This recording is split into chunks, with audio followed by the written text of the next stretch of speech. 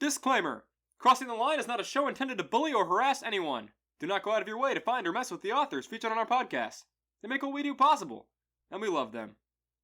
And you. Thanks. Enjoy.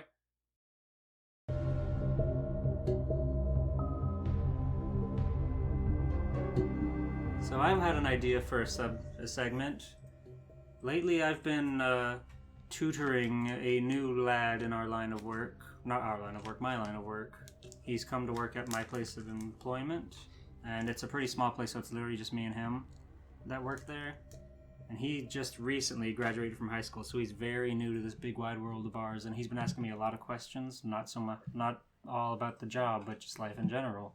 And me answering those questions have given me a sort of God complex, making me feel like almost sage-like. So now I'd like to pass my sage-like wisdom on to you two and have you ask me questions that you would like advice on, and I will give my honest opinions. Okie-doke. Let me get a bite of my fast break. It'll really help get the sage-like wisdom flowing. Need that brain food. Mm-hmm. Let's see. What's the easiest way to disconnect from Wi-Fi? Rise, I'm about to lose GSP, so that I don't lose GSP when I lose a fight. In Smash Bros. Online. Well, I imagine if you so much as like pull up your Switch from the dock, that'll probably cause a problem. Hell yeah. I'll never lose again. Here's what you have to do. To continue to stall the match and wait. Fuck. Hold on. You have to actually Can you do this? You can do this in Smash 4. Can you set your taunts to say things, or is? Nah, in Elite Smash Quick Play, you do not have taunts anymore. Oh, so you can't communicate via. No, you can't make Simon Belmont say "come" over and over. What they did was they made it to where your D-pad is set to greetings and goodbyes. So at the beginning of the match, when it shows the matchup screen, like what character versus what character, you can hit it and it says a little bubble with a greeting that you select from a list. You don't make it custom. Dang. Yeah, but in arenas you can taunt though. So, like, if you fight online with, like, a friend or a tournament that you set up, you can taunt. I answered your question. Next. Okay. Say you're driving on the highway and you drop something out of the back of your car. Let's say it's like an office chair, since you have to take that home today. If you dropped an office chair out of your car on a freeway, what would be the easiest way to retrieve it? Like, you really want this, you don't want to lose it, you gotta get this chair. It depends on the highway. Some give you the option to pull over to the side, some are walled off, so you're kind of stranded there, in which case it is kind of lost to time at that point. It's like a construction highway, so the walls are just like barriers, there's no way to pull over.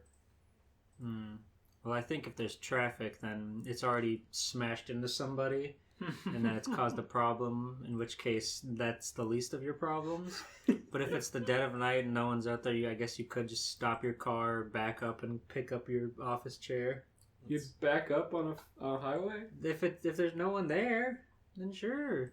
Let's see. But if there is someone there, then you're going to cause a cataclysmic bomb. Okay, what if you cause the cataclysmic bomb and you need to go get the chair still? Well, I'm glad I'm not the one that drove here tonight.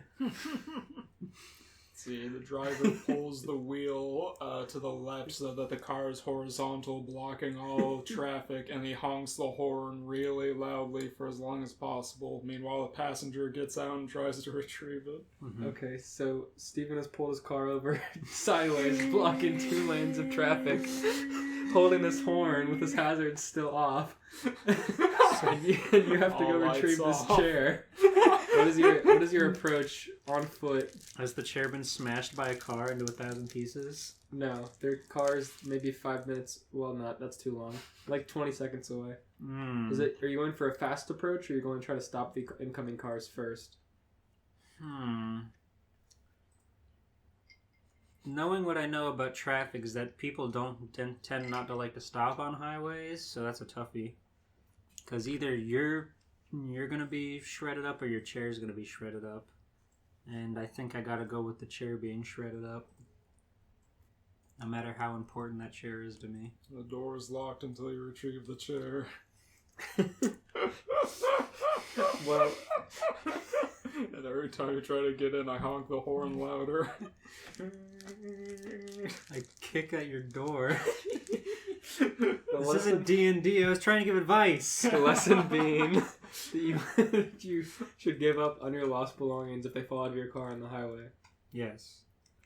I remember I had one of my brother's Yu-Gi-Oh! Action figures. It was the Celtic Guardian, and I was playing with it in the Dairy Queen drive-thru in the backseat, and I had it like bouncing around on the open window, but I dropped it, and I heard it bounce, and then I was right when we were moving, and I heard the car behind us was pulling up, but I just heard the and I was like, oh no.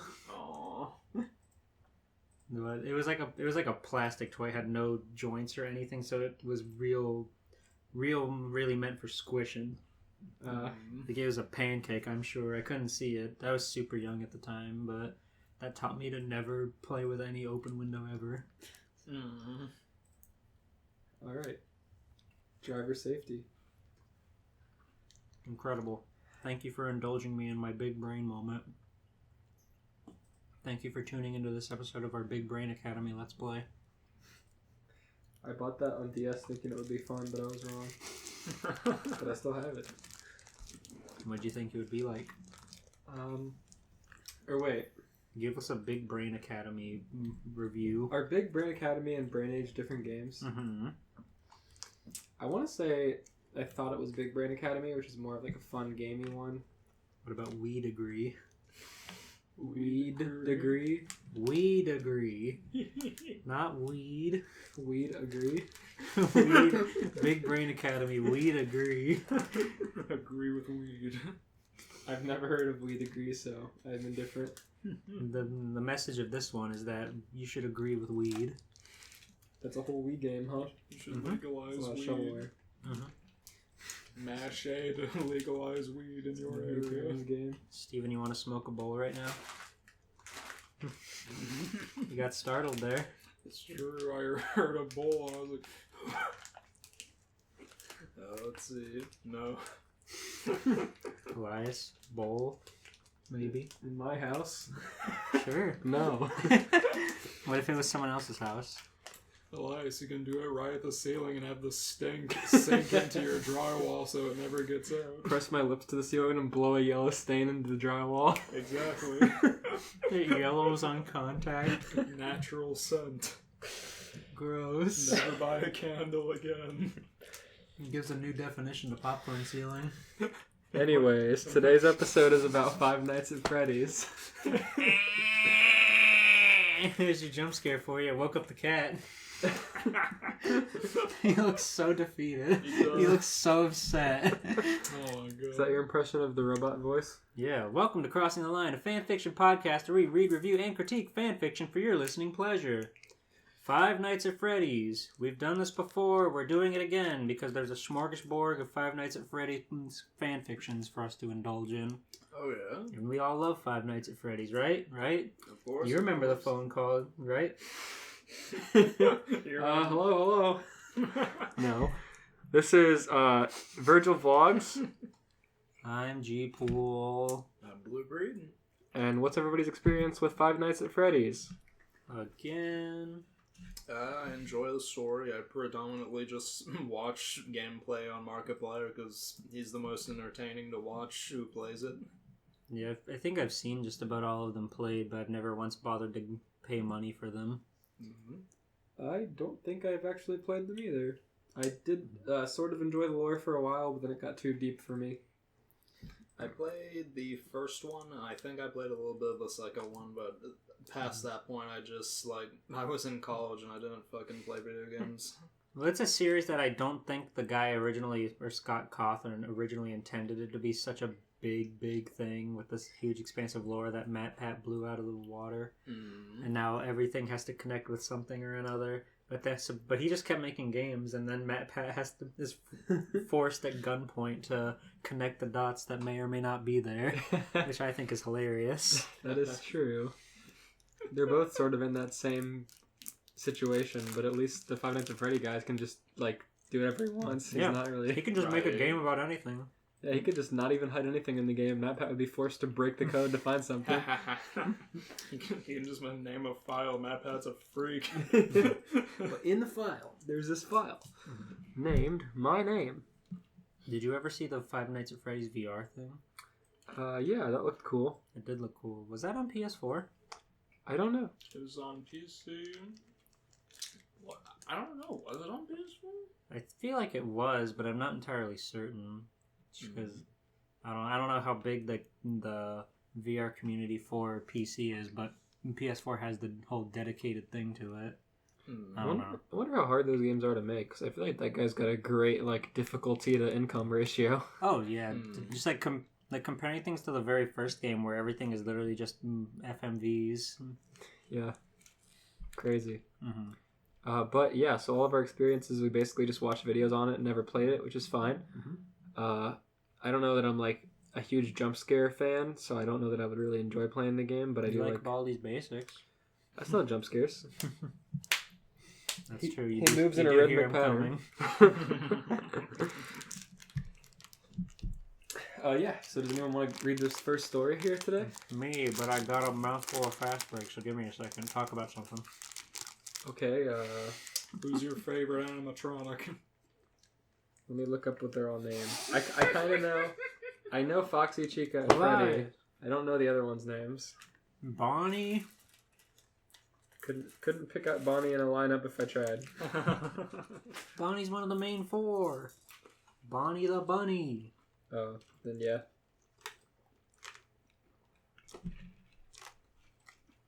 I'm pulling up the... This just in.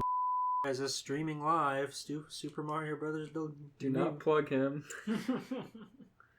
Should I bleep his name? Yeah. Thanks for giving me a push notification cell phone. Okay. Whoa. There's some creepy fellas. Yeah, they added quite a lot to the roster over the years. I see that. So I guess I do know the main four. There's Bonnie, Foxy, Freddy, and Chica. Don't forget Golden Freddy. Oh wait, Chica's the chick. Duh. Yeah, Chica's the chick with tits. Steven is faux masturbating in the studio right now. It's true. As this office is built out with more furniture, we're somewhat soundproofing it. We're somewhat masturbate proofing it. Not yet. Eventually we'll have actual soundproofing. That'll be great. There's Balloon Boy. What do you think of Balloon Boy? Is that Balloon Boy? Yeah. It's Dee Dee. No. That's what the Five Nights at Freddy wiki says. Oh. I know him as Balloon Boy. Apparently he used to be Balloon Boy. Or maybe it's a different guy. I don't know. A different guy. This one's scary. Yeah, that's the puppet or The something. marionette. The marionette. The marionette does not look like he belongs in this game. That's the thing. He's scary. He's not supposed to belong, and that's what makes him spooky. I see. Whoa. I once again picked a very, very long one, so I definitely don't plan to read the whole thing by any means, but the idea was just so hilarious to me. I have to really hope in my heart that it goes somewhere in the time allotted. Let's see, my favorite is Toy Chicken. Oh yeah, I didn't answer the question. I like Foxy. His character design's cool. True. He's just a pirate fox, but I feel like it is... I mean, I feel like the personality of the characters aren't super strong. They all kind of look vaguely similar in the same art style. But I feel like he stands out in that his name is Foxy, and he has pointed edges. He's the only one that has a moving shot in it when he runs down the hall. I feel like he's got a distinct character design. I like that. That makes me laugh. When he comes barreling down the hall on the camera. Yeah. That is pretty good. He switched to the camera and he's like... Let's see. Another favorite is Ballora, which she's from Sister Location. She is my favorite gameplay mechanic in the series, I think, because you have to move in the dark and essentially try not to run into her, and occasionally flash your flashlight really quick to make sure she's not in front of you. And She is pretty cool. I think that's actually a really creepy gameplay mechanic. She's got tits. Incredible. What about Ennard? Do you like Ennard? Ennard's not terrible. I mean, He's just a big old skull. wires. Mm. He's like the endoskeleton of a puppet, whatever. Ennard kind of pushes the boundaries of the shark with me with Five Nights at Freddy's, just the way he, like, steals the main character's body. Mm. Like, that's kind of pushing it for me. What about Purple Guy? Purple guy? I mean, friggin' Mike or whatever his name is. Wasn't there a thing where, like, someone, like, the purple guy was just a corpse and it just turned purple because it was rotten or something? Yeah, he was supposed... Springtrap is essentially Purple Guy's spirit because he put on the Springtrap to get away from the kid's spirits and it ended up friggin' killing him. Because it has a...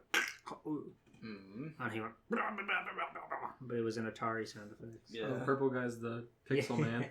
Yeah. Mike Purple Schmidt, Guy. I think. Markiplier. Can we get Markiplier on the podcast? Hell yeah.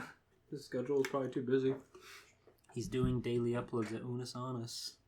We can get Uma Samus on here. We can get Crank Gameplays on the podcast. Would you accept that? Once he grows his hair out. No, I don't like Crank gameplay. Why not? We watched a video on his channel in 4K and it made me die. What video was it? Be was nice just because he didn't wash his face. This was years ago. Wash his face! He's probably better now. He's like older now, but we watched a video of his years ago, like probably Yeah, 4 or early 5. stuff. He was riddled with acne back in the day. Oh, dear. That's not a fair insult, but he was also kind of cringy like 5 years ago. But everybody was. It was like 2015, 2014, so whatever. Yeah. True, except for me. Uh-huh. Got any pictures of that cool caustic samurai sword? We could look up right now. Censor that.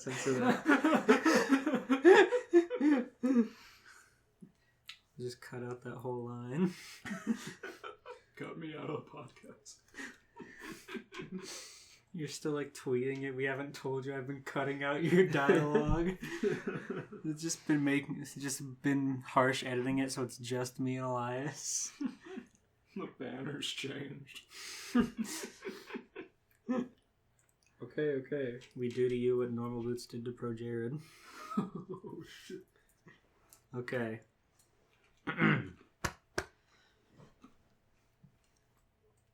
Sarah McGee holding a phone to her ear with a business card in her hand.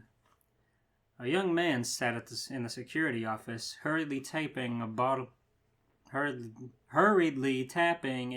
water to his shirt. He glanced to a small display to his left. 515, 2%. He took out his cell phone and his wallet, placing them on the desk. Was the phone guy right? Would the company not report him missing? He'd taken too many risks, but he needed to know, and he was about to find out. A few minutes later, the fan that was in the office died.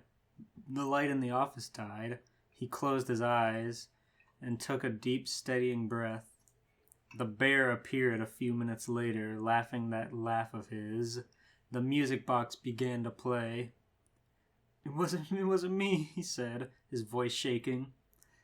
Let me help you find out who it was. I want to help. It wasn't me. It's not me!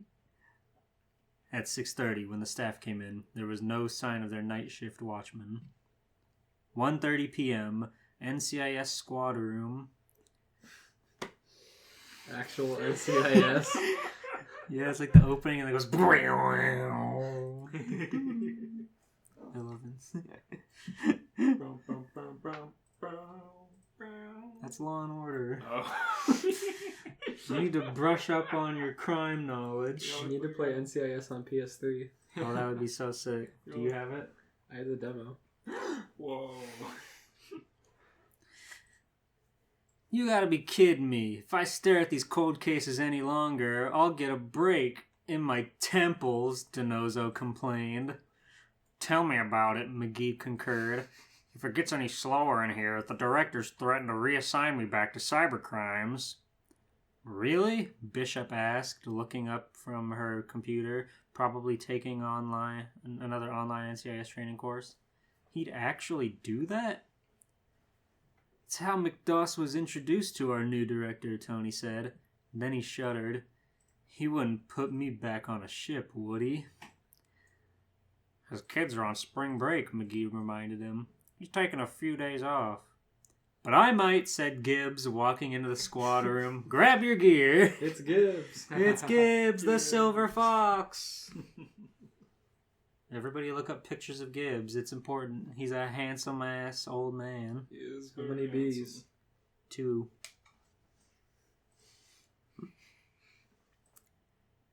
Dead body, boss, DiNozzo said, trying not to sound relieved. Gassing the van, boss, McGee said, grabbing the keys where Gibbs tossed in his direction. Where are we headed? No. Downtown Rockville, he replied in order. I told myself I'd never go back there, DiNozzo mumbled. 2:15, Rockville, Maryland. I guess DiNozzo's going back there. It felt odd coming up on a crime scene without Ducky and Palmer present. It wasn't unexpected as there was no one to autopsy, but it still didn't happen very often. Freddy Fazbear's Pizza? McGee asked dubiously. Fazbear's was probably the largest tenant of the strip mall. The logo, showing 4 anthropomorphized animals, eager to meet the incoming guest, was ringed in golden neon. The windows looked into the main eating and gaming area. A large door was propped open, letting in the warm spring air. Home of cheap arcade games, cheap pizza, and a cheap animatronic band, DiNozzo said, climbing out of the van, joining his fellow very special agent. Okay. Oh, alright. What does that mean? That'd make it your kind of place, right, Tony? McGee needled. So what are we here for? Bishop asked, taking into the sounds of laughing children and electronic games coming from the door. Mike Schmidt, Gibbs said. Who? Age 26 was the night security guard at Freddy Fazbear's, Gibbs said, heading in for the door, missing about 36 hours ago. Last seen here. The 3 team members exchanged looks. What makes this our case? DiNozzo asked. His father's a 2-star admiral in Bethesda NNMC. Rockville PD and the FBI are fine with us taking the case. Besides, DiNozzo, I thought you were bored. You could always go back up to the cold cases, Gibbs said, pushing his way into the restaurant. On your 6, boss! Yeah, I was worried they would have no connection to the NCIS because they literally only do crimes involving, like, Navy people or people in the military. So I was wondering how Mike Schmidt tied in. But as long as his father's a 2-star admiral, then it's fine. That's legal. Gibbs can legally investigate. 2:25 p.m. Bishop and DiNozzo had been assigned to photograph the security station, the last known whereabouts. The manager's office was a small but not cramped room, just inside the restaurant proper. It was nestled between the eating area and the security room itself. McGee had been assigned to interview the manager, one Larry Bryant. Larry was a middle-aged gentleman in a button-down shirt, wearing a Fazbear Pizza name tag with his full name in blue lettering. He gave an impression of being overworked and under-budgeted. Mike, Larry repeated. I liked Mike. Came in on time, always was good to the janitorial staff as they were leaving. Greeted me with a smile when I'd come in at 7 a.m. sharp. Larry threw up his hands. Sometimes I hated this place. I'm about to be on my 3rd security guard in 3 weeks. Like this place has anything worth stealing. I don't know, McGee said, looking at the nearby full party room. The kids all seem to be having a good time. Is he still here? He said they're going to invest. Their body's missing. Yeah, the body's missing. So they're not going to investigate a body while the kids are here. Yes. Yes, apparently they're still in business as the cops are here. Yeah. Can't miss that deadline. They have a specific deficit they need to meet at the end of the month. Larry broke into a smile. Yeah, kids love Freddy. He looked through his window to the show stage, where Freddy had just finished a song and was leaning down to hug one of the children. Always have. They love kids, too. Never seen them give adults the time of day, though mostly just ignore them, he shrugged. Weird programming, I guess. When they had the larger place, I heard they were allowed to roam all over the place. Third security guard in 3 weeks, Gibbs asked. One to be hired, Larry said. Know anyone? I got business cards. Otherwise, I'm covering again, he told them. Oh, poor guy. He's been there since 7 a.m. Jesus Christ. Handing cards out to both Gibbs and McGee. You want to trade a new job for this job? Well, I do like animatronics. And then there's Mike. And then there was, he thought back, Nicholas Peterson. Yeah, that was it. He looked up at Gibbs' stone face. You want his address? I'll get it. Only lasted 3 days. Bit of a jerk, really. Any of them have any enemies? Gibbs asked. Larry shook his head. No enemies. Calm down there, son. We're not looking to fight each other here. This is a place of peace at Freddy Fazbear's Pizzeria. Pizzeria. Don't think so, but I didn't know them that well. I mean, the night shift guard's only real responsibility is to make sure nothing messes with the animatronics. It's barely more than a minimum wage job. A lot of them bring books or homework or stuff. He shrugged, then let out a yawn. Sorry, like I said, covering the night shift last night. Oh no. Larry is not And allowed to this leave night? Freddy Oh, Fazbear's God. Pizzeria. You can't work a 36-hour day, Larry. Jesus Christ. Gibbs snapped his notebook shut. Alright, we'll be in touch. A sudden wham wham came from the door, surprising everyone in the office. Get that for me, would you? Asked Larry, a wry smile on his face. You're the manager. Why would they get it for you? They work for Larry now. He's giving them their business card. Larry has to He gave them badges with their names on them. Yes, conserves fucking energy. He hears a bang from his office door and tells the NCIS people to go get the door. He's so tired. He can't move anymore. Conserving his energy. Sitting on it. A middle-aged woman stood in it, a young girl pulling at her arm, in the opposite direction of the door. Are you the manager here? She demanded. Gibbs rolled his eyes and jerked his thumb at Larry in the chair behind him. You want that corpse over there, honey. Mom, I'm telling you, there's nothing. What are you doing putting children around those creepy... Mom, they're not creepy. Larry let loose a sigh. Let loose. He was holding it in. He loses energy with every sigh. He let it rip like a Beyblade. He deflated ever so slightly. Look, I understand. They look just human enough that some people have that reaction.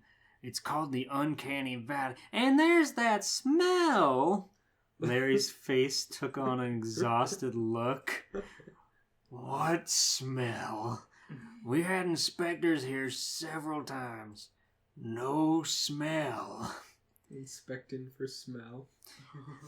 Then maybe it's the pizza, she countered. Smells like rotting meat.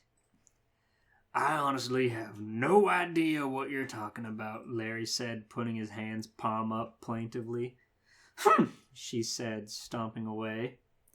Larry sighed. That one I can't explain. We've had health inspectors over here so many times. Never find anything, but people keep insisting. Normally I'd say when there's smoke, there's fire, but I can't figure it out either. Gibbs gave a half smile. Let's take a look around. 2:30 p.m. Gibbs is going to do what every health inspector in the county can. Find the smell. Sniff around. He's going to use his bloodhound essence. He's going to use his talisman for bloodhound. Oh, that'd be so sick. A Jackie Chan Adventures NCIS crossover. Oh my god. Gibbs gets the talismans. He gets the cheetah and he starts running really fast. Oh my God. That would be really funny. He's running like Linkara on the green screen. The security station was in the back and consisted of a fan, a desk, and a couple of buttons for lights and really large security doors. Currently consisting of Bishop, Denozo, and Phil, the daytime guard. It made for some cramped quarters. At the moment, Bishop held the Fazbear security tablet. So, this tablet is connected to all the cameras? Bishop said. Kinda neat. Choose a camera on the map, just tap and view. No recording, though. What would they do if something actually happened? Oh, that's attributed to nobody. Sorry. Phil, dressed in his Fazbear security uniform, shrugged. I asked the same thing. Apparently the owner's some kind of skinflint and won't pay for it. So you're here for the whole day? Denozo asked. Yeah, I wander around as well. Make it look like I'm being productive, he said. He tapped his tablet. I don't like those animatronics, though. Every time they get a look at me, I swear their expression changes. They bare their teeth or something, he shuddered. Blah, no worse than Chucky, Denozo said. Wait, the rat. He's not even the doll. Oh, was never a fan of horror flicks, Phil admitted. And that was a good back and forth they had there. I mean, Chucky's pretty bad. Mm-hmm. Considerably worse than a band mascot. Right. Anyway, it's already claustrophobic in here. I'll go for a walk. Leave you two to it. One last question, Bishop said. What's with these doors? Those seem insanely heavy for a kid's pizza restaurant. You'd have to ask the owner. Even Larry couldn't tell me why we have such crazy things. Our best bet is that they were here when the place was refurbished in the restaurant, and they just kept intact. Phil shrugged and departed. Between Bishop and Tony, they took pictures of all the children's artwork, the desks, the floor, and the 2 doors, none of which showed signs of foul play. Just to be safe, they sprayed the area down with luminol, and then they took out the portable UV light and swept the area, but found no blood. That's gonna ruin all the children pictures that are drawn on just paper. That's pretty thorough, Tony said. Pretty sure nothing actually happened here. 3 p.m. So what do we have? Asked Gibbs as they clambered back into the van. Not a lot. His car's still here. Wallet and phone were on the desk. No sign that anyone broke in, though the lack of anyone actually recording the cameras means it certainly could have happened. Those doors belong in a panic room, Bishop said. Nobody's getting into that room if Mike's doesn't want it to happen, so I'm pretty sure he wasn't kidnapped from the restaurant. That reminds me, boss, McGee said. Could you smell anything on the main stage? After that interruption, I thought someone would be potent, but I couldn't smell anything out of the ordinary. Yep, Gibbs replied, but didn't elaborate. Okay. Gibbs is cool! He doesn't need to tell you what he's thinking. There was a moment of expectant silence as everyone got buckled up.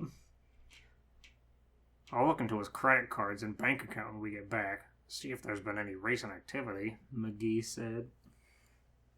I'll call the Admiral, try to get a list of friends and relations, cross-check it against the numbers on his phone, said Tony. Tony's gonna call Admiral Aokiji. Ice time. He's gonna ice time Freddy Fazbear's Pizzeria.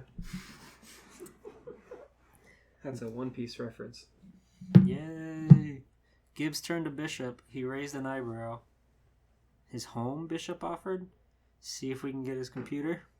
Good, you're with me. I like that about Gibbs. He always makes his underlings think for him. He already knows the answer, but it's more important that they figure it out. See, He's like House, but for inspections. Remember House? yeah, we did a house crossover a while ago. That was pretty cool. Mm-hmm. I forget what episode that was, but it was really funny. It was he was looking at someone's body that he shouldn't have because they were like a cartoon character. It was like one of our first episodes. I can't even remember. 5:15 p.m. What have we got? Demanded Gibbs as he came off the elevator. The computer's safe in Abby's lab, Bishop reported. She's already gone home for the day, but I'm sure she'll get to it first thing this morning. Any sign of foul play? McGee asked. Nah, house was reasonably kept up, except for the stack of soda cans on his computer desk itself. I meant, no, none of that either. I found out who reported Mike's disappearance, Noza reported. Apparently he was supposed to host a role-playing game at his house the next day. When he didn't show, one of the others called his father, Tony said. I've got a list of names, cross-checked it against the phone numbers, and I'm working on addresses. There's also this charity that he works for. Couldn't get an answer back from them.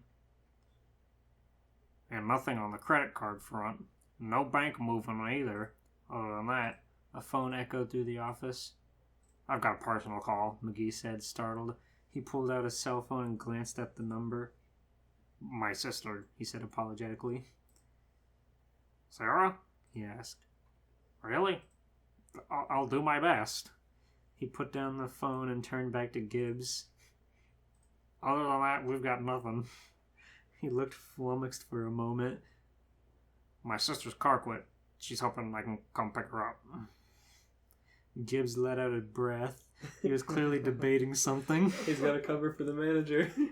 Oh, no. Gibbs haphazardly slides on the manager's vest. His like apron and his already made like name tag. It just says Gibbs. Slides right into a Fazbear suit. Go, all of you. Looks like we're getting nowhere else tonight. Didn't you take the bus, Tim? Denoza asked, grabbing his coat. Yeah, I'll have to get home before I can. Come on, McGreen, I'll drive. 5:45 p.m. God, I want them to go to the store at night already. Right. I want to see Gibbs fight Freddy Fazbear. I want to see him shoot him with his real gun. I can't afford this, Sarah complained. What, having someone take you to work? Tim asked. No, the actual repairs, she said wryly. I'm gonna need a second job. Oh no. Oh no. Tim put his hand in his pocket, pulling out a business card. Tim put his hand on her shoulder. Tim put his hand on her thigh.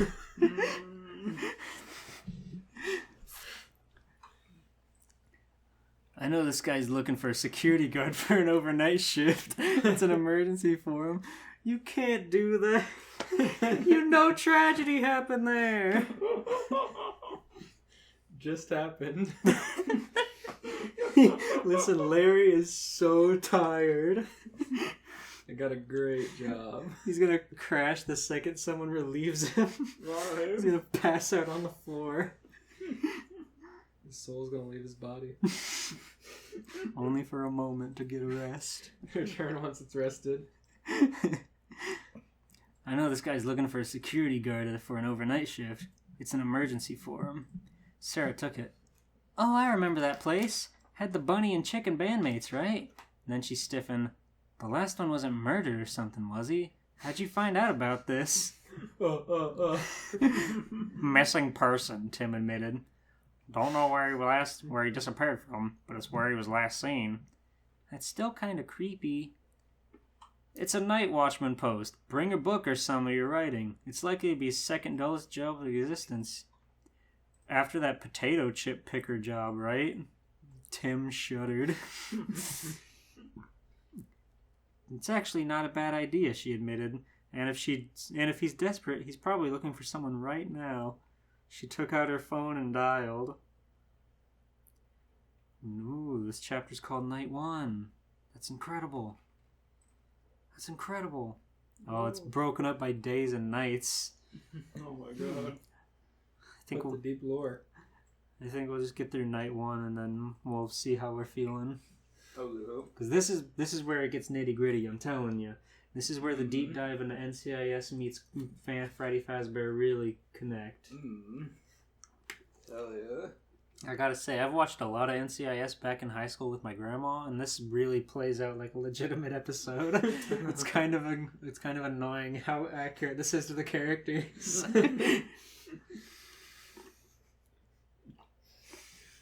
I like the one we read about the Teenage Mutant Ninja Turtles. Oh yeah. Gibbs like sees them in the shadows inside a warehouse, and they just like talk to each other. Scuttle by. And Leonardo, the giant Ninja Turtle, and Gibbs pointing a gun at him. Gibbs is always the reasonable one, though. That much is clear. 11 p.m. Freddy Fazbear's Pizza. As asked, Sarah McGee had come in the back door. She'd met Larry and... She came in the back door. Alright, just checking. What's wrong with that? Oh shit. I'll just get into the fanfiction part. You're right, this is the nitty gritty. Well, you can, like, bookmark... How do I do that? You can, like, put a bookmark specifically... at your current location. Well, yeah. that's helpful. Yeah, I didn't know that. That's really cool. Alright, fanfiction app, alright. Oh, this is episode 58. And still learning things about this crazy platform. And I guess, anyway, back door, she came in, it was great, and everybody had a good time. She met Larry in the hallway and toured the facility together. Afterwards, they arrived back in the security room. You're a lifesaver, Larry told her. God, do you think there is NCIS M-rated and stuff? I don't know, but Larry's my favorite character in the story so far. So read on. Okay. I know there is a goth girl. Oh yeah. Oh, for sure. Abby, she's so cool. Mhm. Look up pictures of Abby on your phone. She's the only one I know. Remind yourself. She dresses like she's from 2003 still. Yeah. And she drinks a big gulp every day. Gibbs always brings her at least one. She's great. And then if she doesn't give him the information he needs, he takes it away from her. And she goes, no. I'm so thirsty. I'm so thirsty. I need that soda. Well, that's not entirely true. She appears to have sort of aged up appropriately. She's a queen if I ever done seen one. You're a lifesaver, Larry told her. I was all ready to pull a double shift again. He yawned again. You'll be on this normally 11 to 7. That's when I come in. If anything happens, wake me. You've got my cell phone number. George, guess how old Abby is? In the show or the actress? In real life. Right now. 34. 51. What? I had a feeling. I had a feeling because she had to have been in her 30s when that show started, or at least like late 20s. That's incredible. How does she do it? Can we get Abby NCIS on the podcast? Yeah. I'll message her on Twitter. NCIS episode, baby. There's more than enough, that's for sure. But Whoa. you two are going to have to watch NCIS to get caught up on the lore and the characters. Guess what her spouse's name is? It's a guy. Dabby. What a reference. No, his name's Coyote Shivers. I thought you were going to say Coyote Peterson, the fucking Sting guy. May as well be. Coyote Shivers? Yes. In real life? Yes. That's so fucking cool. That's great. No, well, it's Francis Shivers, but Whoa. it's like Gerard Dragon Rider Khalil. It's Francis Coyote Shivers. Why does the coyote shiver? Is it cold? He's a musician, I don't know. It sounds like a JoJo stand. Yeah. Coyote shivers. It's a big icy wolf. Sorry, I got sidetracked. I'll find her on Twitter. Okay. Great. Good work. Anyway, yeah. Larry's going to pass out on the floor and wait for her to call him to wake him up to say his next 16-hour shift has started. Freddy Fazbear needs 24 hours support. Sarah smiled. Programmed it in already. She pulled her phone out. Full bars. All good. We got a landline, too, Larry said, pointing with his crinkled chimp finger. I see you brought a backpack with you. Reading is fine. Just do remember to keep an eye on the place. The safe is time-locked, but there's people these days that would resort to stealing the safe itself. I'd rather not have any idiotic teens prove their bravery by breaking in here and going after Freddy. That likely to be a problem? Sarah asked with an eyebrow raised. Nah, just likely enough that the boss wants us to keep a night watchman. Oh, right. I need to tell him I've got a new hire. Normally he'd do the hiring himself, but this is an emergency, Larry said, yawning for the third time. Which reminds me, I don't know how long I'll be able to keep up 2 jobs, Sarah started. Larry put up his hand. Trust me, I get it. I get it. I'd ask where you work, but I'm exhausted. He gave her a grin. Can you promise me 5 days? See how it goes? I think I can make it 5 days, Sarah said. She unslung her pack, putting it on the desk. How'd you find out I needed the help anyway? He asked. My brother, she replied, said that your previous guard was subject of a missing persons report, and you were desperate. Oh, one of the NCIS agents. I can't believe that worked. He rubbed his eyes. God, hope they find him. Mike was a good kid. He just keeps getting more and more decrepit and tired. Right. He's doing his best to stand. Just close down the shop. They still need security. You're understaffed. You have a missing person in your restaurant. They don't know where he is. He could be anywhere. They still have his wallet and keys. And car. Semantics. Freddy Fazbear needs children to keep him happy. Yeah, you keep saying that. I don't like that statement at all. Why? Fazbear needs kids to be happy. Don't you? No. Sarah nodded. Tim's a good investigator. If anything happened to me, I'd want Team Gibbs on my side. Oh no. Uh-oh. That's foreshadow if I ever heard it. He wasn't listening. He appeared to be in deep thought for a few seconds. I'm thinking about sleeping, I'm sure. Counting sheep already. Larry's eyes glazed over as he heard the woman talk. As he heard a woman talk. Uniform, he said, snapping his fingers. He stood. Is that how he said it? Be right back. Uniform. After a few minutes, he returned with a Fazbear security uniform. It's going to be big, he apologized. I can't stop laughing thinking about this tired man. Uniform. Uniform. He starts thinking, she talks for like 2 minutes, then goes silent, and then his finger finally snaps. He goes, oh yeah, uniform. He's like dragging his feet, his fucking flashlight in his hand shaking. Looks like a Ren and Stimpy character. Yeah, the light is just going back and forth really quickly. He's so tired that he's like shaking in his hand. It's like, yeah. Strobe light. I only have 1 or 2 extras, and it's easier to make them big than small. I mean, nothing's gonna happen, but if something does, it makes you look like an actual employee. Sarah shrugged. It was short notice, and that sounds fair enough. She stood and walked over to the restrooms to get changed. They were big, and she ended up rolling up her sleeves. Maybe I can get them hemmed up for tomorrow night, she said upon her return. Anyway, phone's on the back wall. Go straight to an outside line. No need to dial 9 or anything like that. There's a light switch for the guard room itself. I expect you to leave it on all night. Then there's the door controls. The top button will toggle the lights in the hallway. The bottom one will shut the security door. It's big, it's heavy, and you really shouldn't need it. I don't even have any idea why they're there. This is your security tablet. Here's the program for the cameras. He grinned at her. No installing Candy Crush Saga if you know what's good for you. Not that there's wireless here anyway. They cycled through the cameras. For crying, neither Mike nor Phil told me the kitchen sign was out.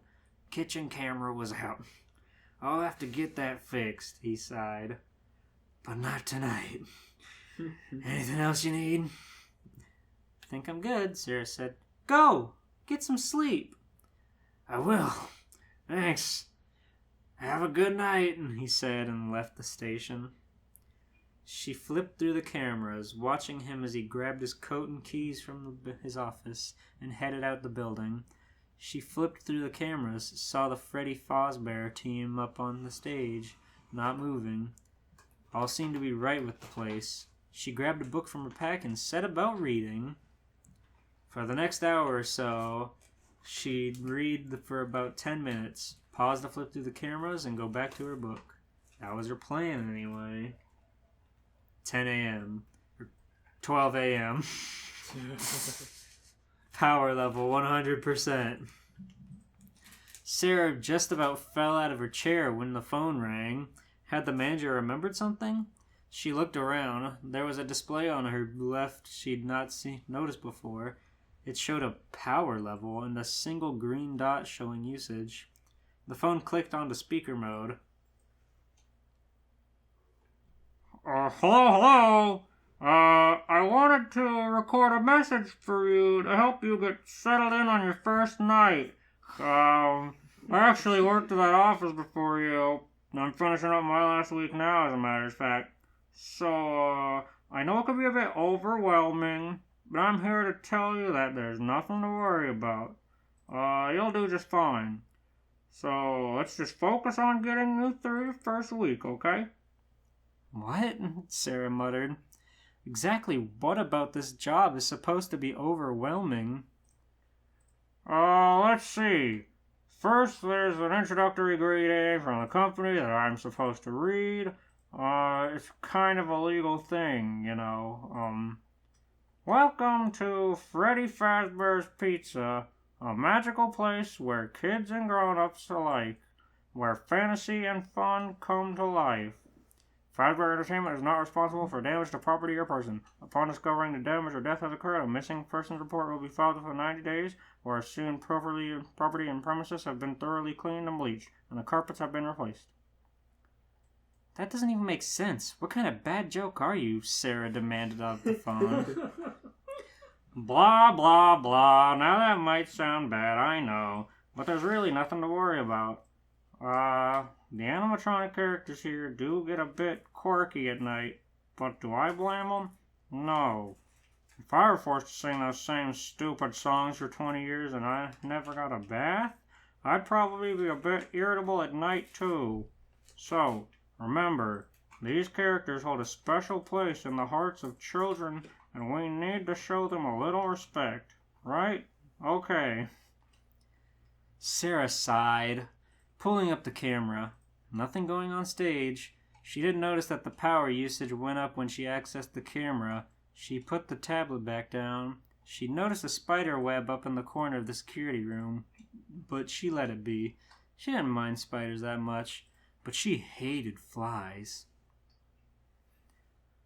So, just be aware, the characters do tend to wander a bit. They're left in some kind of free roaming mode at night. Something about their servos locking up if they get turned off for too long. They used to be allowed to walk around during the day too. But then there was the Beta 87. Yeah. It's amazing that the human body can live without the frontal lobe, you know? Jesus. Now I know you're making that up. Now concerning your safety, the only real risk is to you as a night watchman here, is the fact that these characters, if they happen to see you after hours, probably won't recognize you as a person. They'll most likely see you as a metal endoskeleton without a costume on. Now, since that's against the rules here at Freddy Fazbear's Pizza, they'll probably try to forcibly stuff you inside a Freddy Fazbear suit. Now, that wouldn't be so bad if the suits themselves weren't filled with cross beams, wires, and animatronic devices, especially around the facial area. So you could imagine how having your head forcibly pressed inside one of those could cause a bit of discomfort and death. The only parts of you that would most likely see the light of day again would be your eyeballs and teeth when they pop out of the front of the mask. Definitely making that up, but wow, that's a disturbing image you've just given me. Yeah, they don't tell you these things when you sign up, but hey, first day should be a breeze. I'll chat with you tomorrow. Check those cameras. Remember to close the doors only if absolutely necessary. Gotta conserve power. Alright, good night. Do they say all that in the game? I think so. Mm-hmm. Even the face stuffing part? Yeah. Mm-hmm. Wow, that's scary. They've gotta set the tension. Alright, creepy voice. Looking forward to it, Sarah said, rolling her eyes back as the phone clicked off. She went back to her 10-minute routine. I like how there's no amount of power usage of anything until midnight exactly rolls over. Mm-hmm. Otherwise, the place does perfectly fine. Mm-hmm. So they have to turn off the switches to conserve power. And then they only give the security guard 6 hours of power. So they have to use it perfectly.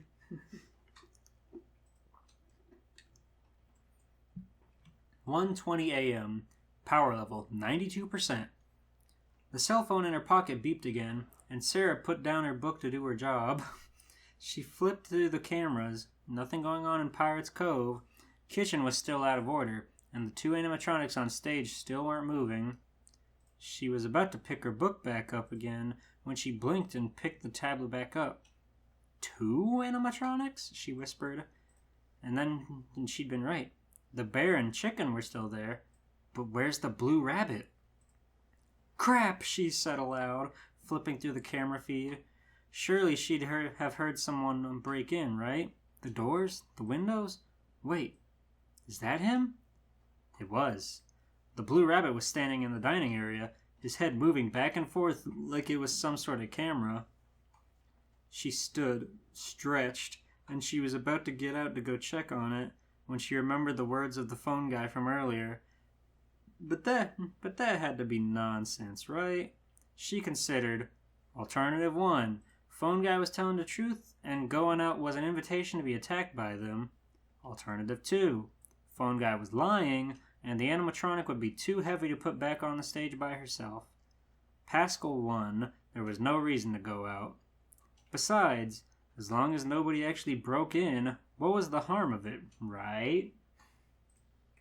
Right. 1:45. Power level 86%. She'd started checking the cameras more often. After she discovered Bonnie, the bunny she found child art of her in the halls on the camera, had moved from her position. It was starting to hamper the enjoyment of her book, which is why she was very distressed when she picked up the pad to find the chick in the dining room instead of the bunny. So, you've decided to go back on stage, right? She mumbled, tapping the camera. Apparently not. Only the bear was on stage now. This would be less disturbing if I actually caught them moving. Where was that wascally wabbit now? Cycle through the cameras, stop on a dark shape, but it was the shape of an animatronic. That had to be Bonnie. Ah, gotcha! You're in the maintenance area. Would that be backstage? She frowned for a moment. There was clearly an exoskeleton on that table. Wasn't that against the rules the phone guy laid out? Or was being backstage an exception? In any event, Bonnie was paying no attention to it. He was looking at the camera? Alright, that is actually creepy. She dog-eared the book page and pulled out her iPod. This was going to require more focus than she had previously thought. Just think of how good of a sleep Larry's getting right now. Oh, Just dreaming about Bonnie and Chica jumping over the fence, having a great old time. He's so glad they're not. He doesn't have to do the night shift and listen to that recording every day. Right. He hears the phone guy in his dream. Yeah. Hello. You seem to be dreaming right now. Some guy calls him in the middle of the night and wakes him up. Hello. I didn't say you could sleep. This is your first night sleeping at home. And I wanted to give you some tips. Step 1, fluff your pillow. Step 2, give yourself a cold room so you can warm up under your blanket. He's having this realistic dream about this guy calling him to give him instructions on how to sleep. Or he's like trying to like picture sheep jumping over the fence, but he's just picturing the phone call telling him how to go to sleep. The phone jumping over the fence. Let's see. 215. Power level 77%. She had been studying the cameras pretty efficiently, and there had been no further movement off from the bunny. Flip back to the stage. Freddy Fazbear himself, still on stage, still studying his microphone. Flip back to the eating area, and no sign of Chica. Sarah took a deep breath. She cycled through every camera at the restaurant. Twice. There was no sign of the bird. Horrified, she looked up, pushing the left light button and then the right light button. There still wasn't a single feather of her in sight. Wait, didn't Larry say one of the cameras was broken? Mm-hmm. Wasn't it the dining room? It was the kitchen. Oh, I thought that she's... Oh, never mind. Because Chica was in the dining room, which is not the kitchen. Someone's in the dining room with Chica. Okay. There still wasn't a single feather in sight. It was her, right? It was a her, right? She took a deep, steadying breath. She searched through the place again and stopped on the disabled kitchen light. There was audio and something moving around and... eating? Sarah wrinkled her nose. I better not think about this one too hard. She set the monitor down, music quietly playing in the office around her. She took a second deep breath. They're not really after you, Sarah. That stupid phone message went straight to your brain. Take a few minutes off to collect yourself. 3:15 a.m. Power level 59%.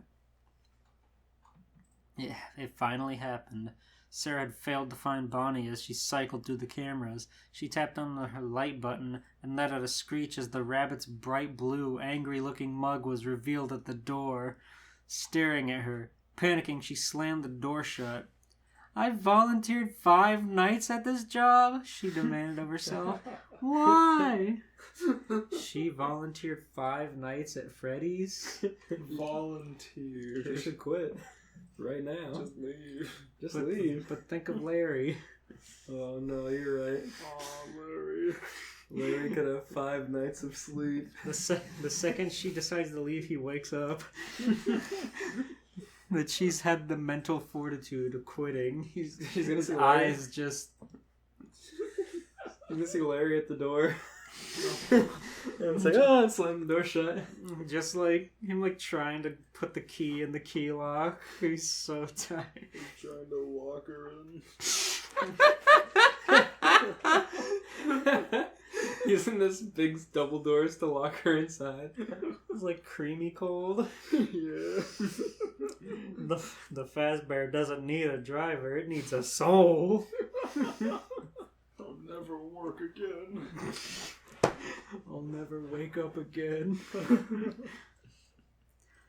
The light in the hallway's still on, throwing Bonnie's silhouette against the door. To stop the power from draining quite so fast, she turned it off again. Why was there a power meter anyway? Didn't this place draw power from the grid? She had seen Chica. The bird was back surveying the dining room. She still didn't know what the bird could have been eating. Her hands clutched at the chair. She shut her eyes. This was supposed to be a simple job, but was turning into a real stress test.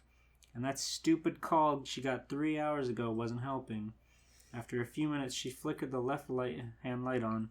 Bonnie was still there. 3:30. Power level 55%. Bonnie had finally left after a good 15 minutes of tense standoff action. But just as Sarah opened the western door, she checked the right light.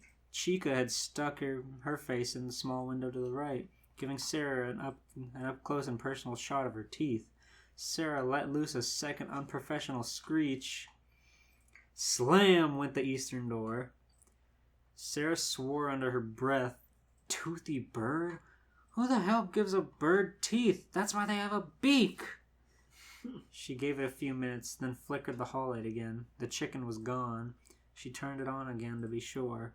Then it was time to check the other light. Had Bonnie come back? No. She opened up the door. She didn't know how long she had to manage her power. 7 a.m. when her shift officially ended. But she shook her head. She'd make it. These things weren't that bad, and they didn't seem to move when she had eyes on them. She turned off her iPod. If the animatronics had come to play games, then they were dealing with an expert game player. Game on. Your life is on the line, Sarah. Just getting more annoyed and mad. Fuck this stupid bird and this stupid bunny. This damn bird. Just gonna look at them more intensely. 5:15. Power level 23%. Once she had begun to deal with the night as a game, it went slower, if a lot calmer. She could hear the shuffling of feet when they approached, which meant flickering the lights to see which one was making a go at her. She'd then double-click where they are. Or double-check where they are. But the only thing that got her was the crash of something stumbling over into something metal, sounding like it was knocked over. Sarah had a guess, and flipping over to camera 6 confirmed it. Chica was in the kitchen, eating. She still didn't want to think what that noise actually was. This distraction almost lasted long enough for Bonnie to sneak in, and Sarah thought she saw a glimpse of disappointment in Bonnie's otherwise angry face as the door came down in her face. She caught the faintest tinge of some stink, too. No cigar, Bonnie, Sarah told the closed door crossly. At 6 a.m., the shuffling of feet became rapid. She closed both doors, afraid they'd grown tired of their game, but a check on the monitor told her that, no, they'd gone back to stage, as if they'd never moved at all. 6:45 a.m. All right, Larry, Sarah demanded as he walked into the office. 15 minutes early. It's very kind of Larry. I just got here. What's with those animatronics? Did I not tell you? He asked. Then he rubbed his eyes. I didn't, did I? They've got servos in their legs that we have to turn on every night, or the whole thing starts to rust. So they free roam at night. And they were trying to get into the office, Sarah demanded. Well, it's part of their internal map. They wander in, say hello, and wander out again. That's not what the phone message said, Sarah told him coldly. What are you talking about? What phone message? Got a call in the middle of the night. They'll see you as a metal endoskeleton and try to put you into a costume where you belong. Damn, putting Larry's butt to the fire on night one. That's not from us, Larry said. I swear, I have no idea where that came from. Nothing about the bite of 97, she asked, her eyes narrowing. What in God's name are you talking about, Larry demanded. What bite of 97? Don't you know it's 87? Unless this is an NCIS lore bite. That's new to the lore. I was so tired I can't remember a damn thing. Alright. Yeah. Maybe it was just someone messing around, Sarah admitted. When did the call come in? I'll look into it, Larry said. I understand this place can be creepy at night. Someone trying to push it along? That sounds like a Scooby-Doo mystery. He paused. Maybe I should investigate Old Man Jenkins. About midnight. Oh, one other thing. Chica went to the kitchen, and I swear I heard her eating. He snickered. I think that's a bug in her software. There's a skit in their performance rotation where Chica's late coming to stage. Why? Because she's eating one last slice of pizza. Bonnie complains she's eating while Mike is turned on. Maybe it was a long, stressful night, but Sarah cracked up at that. Will you be in tonight? He asked. No. It was tempting to say no, but with the sun up, this place didn't seem so scary. I will. Thank goodness, he said. His cell phone rang. The boss, he said after a glance. Morning, sir. What? No, actually, we got a new guard. He put the phone down for a moment. What's your full name, Sarah? McGee. Sarah McGee. You like that name? Yeah, sounds like she made it up. There was a loud noise from the phone. Oh, come on, sir. You know that's illegal. It's hard enough to get someone here on short notice. You being misogynistic isn't actually helping. He pulled down the phone again. I'm sorry, Sarah. I so didn't need to deal with this. Be here by 11. I'll see you tomorrow morning. If you get that uniform hemmed, I'll bring in a receipt and I'll compensate you. With a resigned and worried look, Larry went back to talking to the owner. Author's Night. Bite moved forward 1 decade for story reasons. So now we know. Oh. Okay, and that's enough of that. Got the whole story. That was exhausting. I give that the owner screaming, "Woman, you are one giant," over the phone at Larry's fucking poor You hired a woman? You know what I think of those? Who's the woman's relative again? Tim. Tim from NCIS? Yes. Tim's the nerdy one that knows all the tech stuff. But not like the Abby kind of tech stuff. The the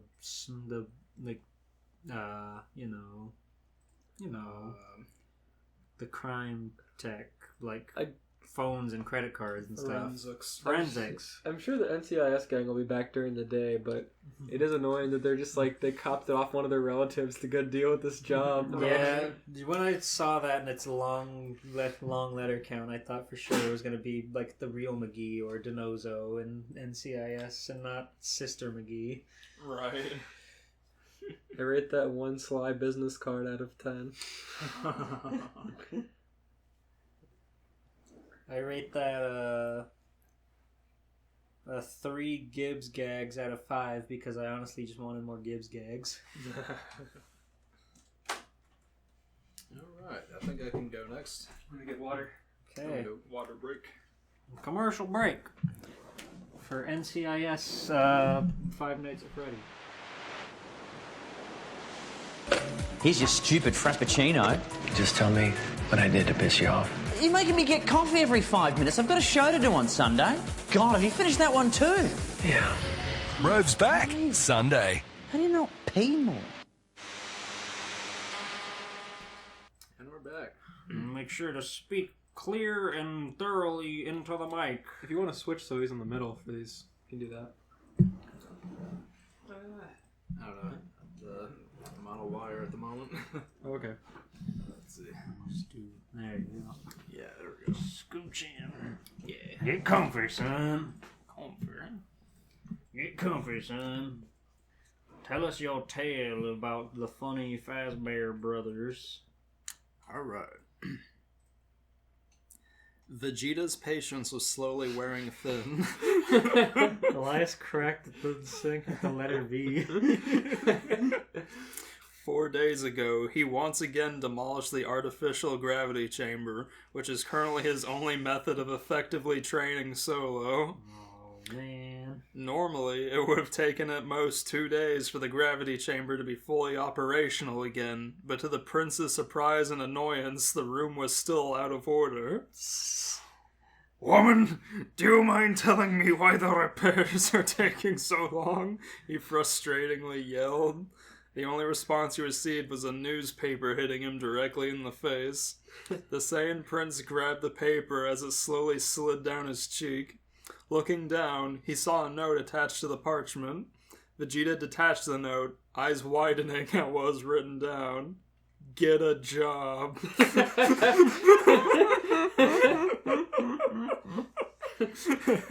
Hope you give Vegeta with a funny Fazbear Pizza hat in the thumbnail.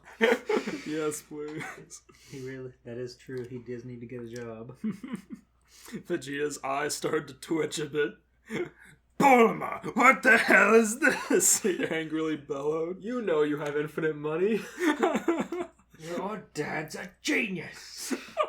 Your dad, not you. Unlike you, your dad's a genius. I married you for your looks. I And married nothing you for more. your dad. Woman, you're one giant lump of coal. Dear old Bulma Brief. How I love her. Father's money. Perfect. It's exactly what you think it is, Vegeta. You're getting a job. A woman with cyan-colored hair screamed back. You're getting a job. And why would I work for some low-level earthling? That's a And good why point. would I work?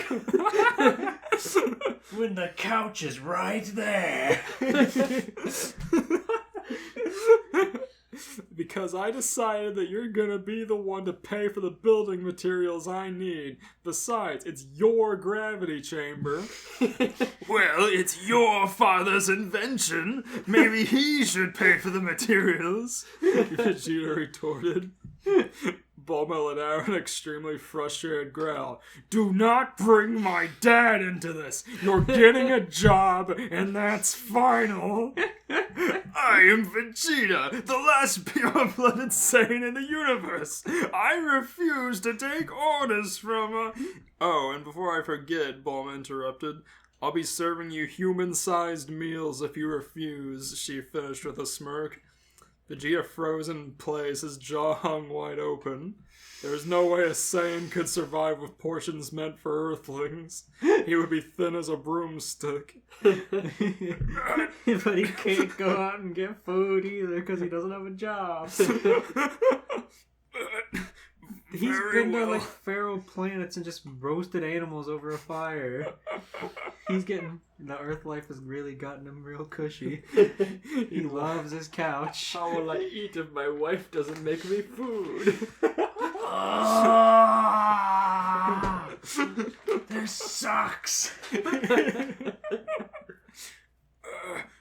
Very well, Bulma dear. Vegeta stuttered, admitting defeat. A warm yet victorious smile formed on Bulma's face. Good husband, she said as she walked towards the laboratory. I'll leave you to do your job hunting. Good luck. Vegeta watched his wife leave the room. As soon as Bulma was out of sight, the Saiyan's head turned towards the newspaper, still in his grasp. Damn that woman, he cursed. I can't read English. What does this say? What is this Sanskrit? What's McDonald's? I can get a job reacting to YouTube videos. It will be so funny. I'm hilarious. Look up Vegeta reacts to anime in the hood. It's very funny. Subscribe and join the notification squad. Smash the like button and slam that bell. Whoever thought finding a job could be so difficult? Vegeta and his 8-year-old son Trunks spent hours searching through what seemed like endless piles of newspapers. He did seem suspiciously whipped, so it had to be Buu Saga. So far, no luck. Dad, why do I have to do this? I wanted to train with Goten, Trunks whined. You can play with Kakarot's brat later. You're going to help me find a job, and that's final. Vegeta snapped. You really can't read. But that's not fair. The Prince of All Saiyans ignored his son's complaining and went back to searching. That's a real bro. A yawn escaped his lips as he continued to scan the articles. This was going to be a long afternoon. After what felt like decades, Vegeta finally had his sights set on one specific job. Decades. It was a security job at a children's pizza place. The ad had a picture of an animatronic bear wearing a bow tie and top hat. I wonder what the Fazbear crew looks like in Toriyama style. Oh, that's a good point. Yeah. Let's see. Given how much detail he puts into fur and whatnot, they probably look even creepier. Let's see here. The bear also had a microphone in its hand. Vegeta's mouth formed an uncharacteristic smile as he read the advertisement. Funny bear. This bear's great. I can't wait to react to this later. Pizza! I love pizza. Family Pizzeria looking for security guard to work the night shift, 12 a.m. to 6 a.m. Monitor cameras, ensure safety of equipment and animatronic characters. Not responsible for injury/dismemberment. 1,400 zenny a week. To apply, call 1888 Fazbear. Vegeta, satisfied with the job you found, quickly rushed over to a phone that was attached to the wall. Without hesitation, the principal... With his Super Saiyan speed. That money is not going to get him to build that very quickly. She told him he had to get a job. She didn't say he had to pay him off. He'll be working that minimum wage job for like a year. How much money could it possibly cost? What is the value of Zenny? What? I worked for a full week, and all I can buy is one piece? What do you mean? I worked a full day and I can only afford a bolt. Why does your dad use such expensive material? Why is your daughter such a bitch? It's so much easier if you could just give me the money. He's talking to the dad. I'll tell your daughter I worked for this. Surely you understand. If you don't give me the money, I'll do something real nasty. I'll react to Capsule Corp on my channel. I'll cancel Capsule Corp on my channel. Social media falls in my hands. It'll be one big final flash. The prince of all blue check marks. Without hesitation, the Prince of All Saiyans picked up the phone, looked at the job ad one more time, and dialed the number. It started to ring. Chapter 2. It is so funny that you would get beans for that kind of work. Vegeta anxiously tapped his foot as the phone rang in his left ear. The fate of the gravity chamber and his unnaturally large meals depended on this singed conversation. A foreign sensation settled in Vegeta's gut as sweat began to pour down his forehead. What's with this feeling in my stomach? I am Prince Vegeta. I can't be nervous over a simple phone call. He thought with a gulp. He's afraid of rejection. This is his first job. Whoa. He's never worked a day in his life. His resume is nothing. Approximately 1 minute had passed since Vegeta dialed the number, and already the Saiyan Prince was beginning to lose his patience. I swear, if nobody picks up the damn phone, I am personally going to march over there and... Freddy Fazbear's Pizza, a magical experience for kids of all ages. How can I help you? A Freddy Fazbear employee enthusiastically spoke, startling Vegeta a bit. Thankfully, it didn't sound as if the employee heard his incomplete threat. Yes. Oh, Vegeta cleared his throat. I'm calling about your ad in the newspaper regarding the security job. Huh? Oh, you want the night shift? Vegeta raised his eyebrow a bit at the employee's sudden change of attitude. What's this guy scared about? Yes, I do, he said with a bit of uncertainty. Right. He's more scared of actually working than anything else. Right, I want to work. Yes, I want to do jobs in turn for money. Yes. So you have no idea the day I've had. My bitch is so loaded and she won't...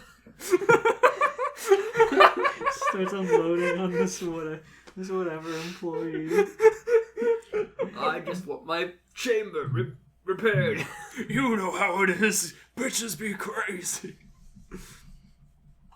Right. Let me put you on hold while I go get the manager. As the employee put Vegeta on hold, the Saiyan's ears were assaulted by a poorly written song about Freddy Fazbear and his friends. What the hell is this abomination? He angrily yelled. The song was rambling on about making friends, having fun, eating pizza, etc. Not only were the lyrics terrible, the vocalist was making the Saiyan prince want to rip his own ears off, curse his sensitive hearing.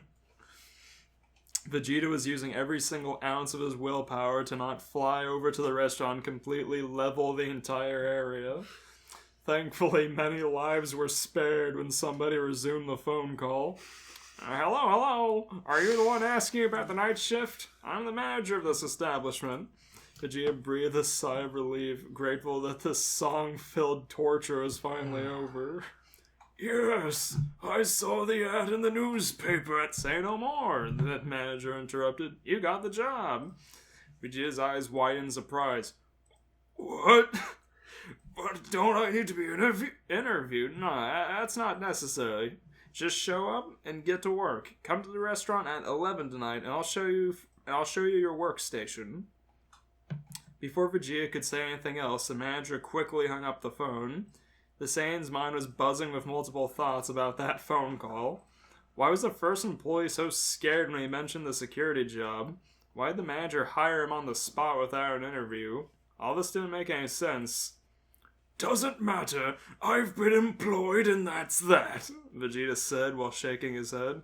Now I can pay for the building materials that damn woman needs. And with that, That damn woman. And with that, he slowly walked out of the room to tell his wife and son the good news. Good news, I work for Chuck E. Cheese. I got the job. Woman! I've got a job. Now hand over the keys to the gravity chamber. Hand it over. You have to go to the job. Pulling my arm yet again. I got it. That's what you said I needed. You're worse than Frieza. You said get a job. I got a job. What more could you ask for? He calls her worse than Frieza, the man that destroyed his home planet and species, all because she made him get a job. He's so petty.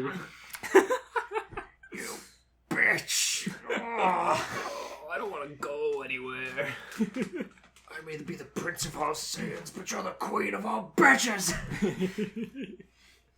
Super Saiyan 2 just to flip you off.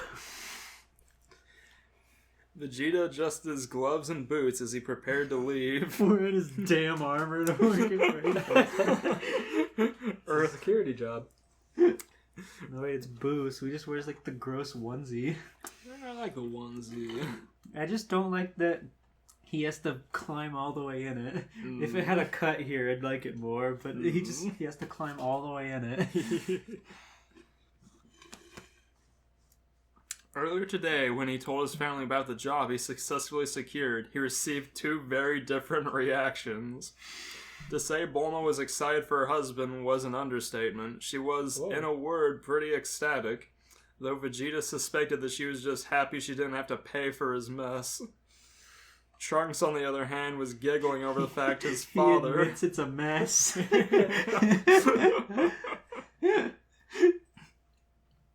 Trunks, on the other hand, was too busy giggling over the fact his father, the cold-hearted Prince Vegeta, was working at a pizzeria meant for young children. Vegeta eventually shot his son, a menacing glare. Vegeta eventually shot his son. I wonder if this is before or after he was corrupted by Babidi. Good question. What if he goes into work day 3, but he's got a big M on his forehead? His boss is like, "What's that? You can't have that on your forehead here." He's gonna go into work and they're gonna put a big F on his forehead. He stops his Bobbity takeover to like go to his job. Bobbity can't absorb power without Vegeta there. Bobbity starts draining the power from Freddy Fazbear. So he has to use his battery up wisely. He has to drain power so he can awaken Freddy Fazbear. Whoa. Vegeta eventually shot his son a menacing glare, causing the lavender-haired boy to quiet down. As Vegeta finished adjusting the straps on his armor, he heard a mysterious voice inside his head. Though it wasn't simply a subconscious, the voice had a demonic tone. "You too will know the joy of creation," it whispered. The Saiyan Prince shuddered as his head jerked upwards. He rapidly turned his head to the left and right, trying to locate the source of the voice. "Who's there? Show yourself!" Vegeta attempted to sense for nearby power levels, but the only significant energy source he could find was Trunks, who had fallen asleep. Bulma has no energy source.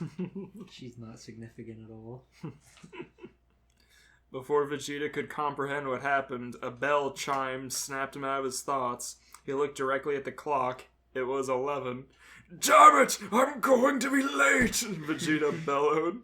The Saiyan Prince dashed out the hallway and out the front door. Looking upward, Vegeta's body was engulfed in cerulean blue aura as he took off into the night sky. He turned blue to fly to Freddy Fazbear? Shit, I guess so. It's gonna be late. So this is after Boo. This is in super territory. He's gonna hyper speed there in like 1 minute, but he's gonna be 1 minute late and the boss is gonna be so disappointed.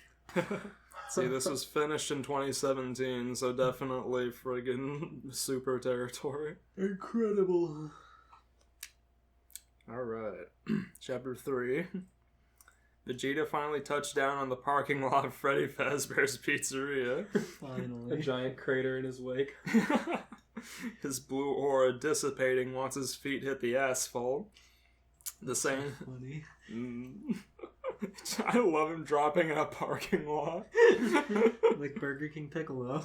Right. Freddy Fazbear Vegeta.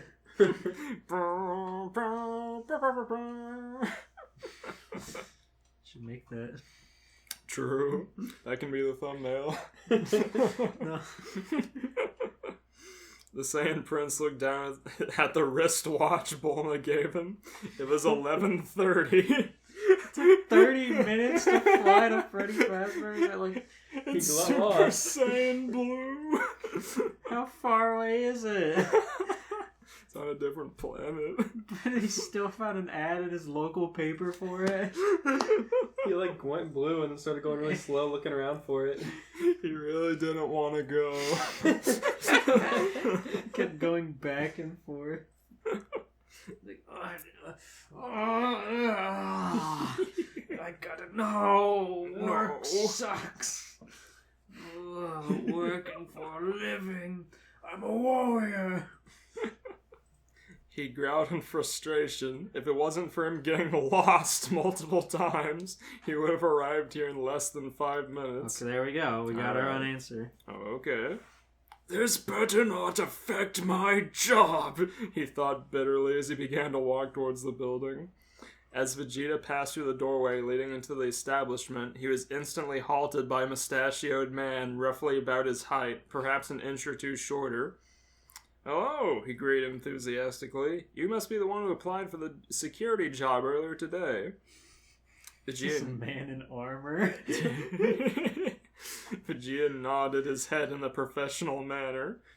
"Yes, I am. Are you the manager?" The man's... I hate hearing him talk normal. The man's smile widened. "You betcha. Name's Anthony," he introduced while holding out his hand towards the Saiyan Prince. Anthony Fantano. Vegeta, noticing his manager's sudden gesture, firmly grasped Anthony's hand and shook. "Vegeta," he simply replied. "Well, Vegeta, it's..." Crushed the manager's hand. Well, Vegeta, it's a pleasure to meet you, and, I just noticed, Anthony chuckled a bit. That's quite the get-up you got there, he musingly observed. Vegeta looked down at himself, seeing he was wearing his Saiyan armor and spandex. The Saiyan Prince scratched the back of his head in a very Goku-like manner. Well, you see... Don't worry about it. Yeah, don't worry, he's got a uniform for you already. My armor, you know. For the security. Can't go taking any risks, right? Brother. Don't worry about it, Anthony interrupted. If you want to dress up like that, who am I to stop you? Come on, let me show you to your office. Vegeta silently breathed a sigh of relief, thankful that his choice of fashion didn't cost him his job. Ooh, that's a close one. That would have been awful. I couldn't bear another day without training. Oh. Oh my god. Not to mention, those Earth suits are quite stiff and uncomfortable. Anthony led the Saiyan Prince of all Saiyans through a slightly narrow hallway. Children's drawings and very odd stains decorated the walls. Looking upwards, Vegeta noticed multiple wires dangling from the ceiling, as well as a couple of rats scampering behind the damaged ceiling tiles. He grunted in disgust. Raising his gloved index finger, the Saiyan Prince fired a small ki blast at one of the rats. Unfortunately, he missed, creating a small hole that showcased the night sky. You're already tearing this place apart, Vegeta. I hope this doesn't affect my job. Ew. He immediately tried to murder a rat. He was working for 30 seconds. He's security. He's got to keep the place secure. He just created a weakness. People can get in. He'll patch it up. He'll smelt it. He'll wipe his hand across the hole. Burn it up. Thankfully, it didn't seem as if his... Slap a piece of pizza against the hope it sticks. It's fixed. Thankfully, it didn't seem as if his boss noticed his assault on the rodents. Vegeta let out a quick sigh as he pinched the bridge of his nose. He couldn't risk exposing his otherworldly abilities. What? What do you mean? I'm pretty sure you risked it. This'll be your office, Anthony exclaimed, motioning the Saiyan Prince through an open entryway. Vegeta walked towards his workstation. Immediately, the Prince of all Saiyans noticed another opening parallel to the one he was standing in, as well as two large windows embedded next to each other. It reminded Vegeta of a toll booth. Aside from that, the Saiyan Prince was unimpressed with the overall office. You know Vegeta hates going through those toll booth boys. He always gets... Fuck, I don't have 75 cents. I don't have any Woman! money. Why didn't we just fly? Why don't you just let me fly the car over the toll booth? Vegeta, that's not proper. Fuck. Starts pulling his hair. It was a small, cramped room that was about as run down as the hallway behind him, if not more. It was dimly lit with a single light bulb dangling from the ceiling.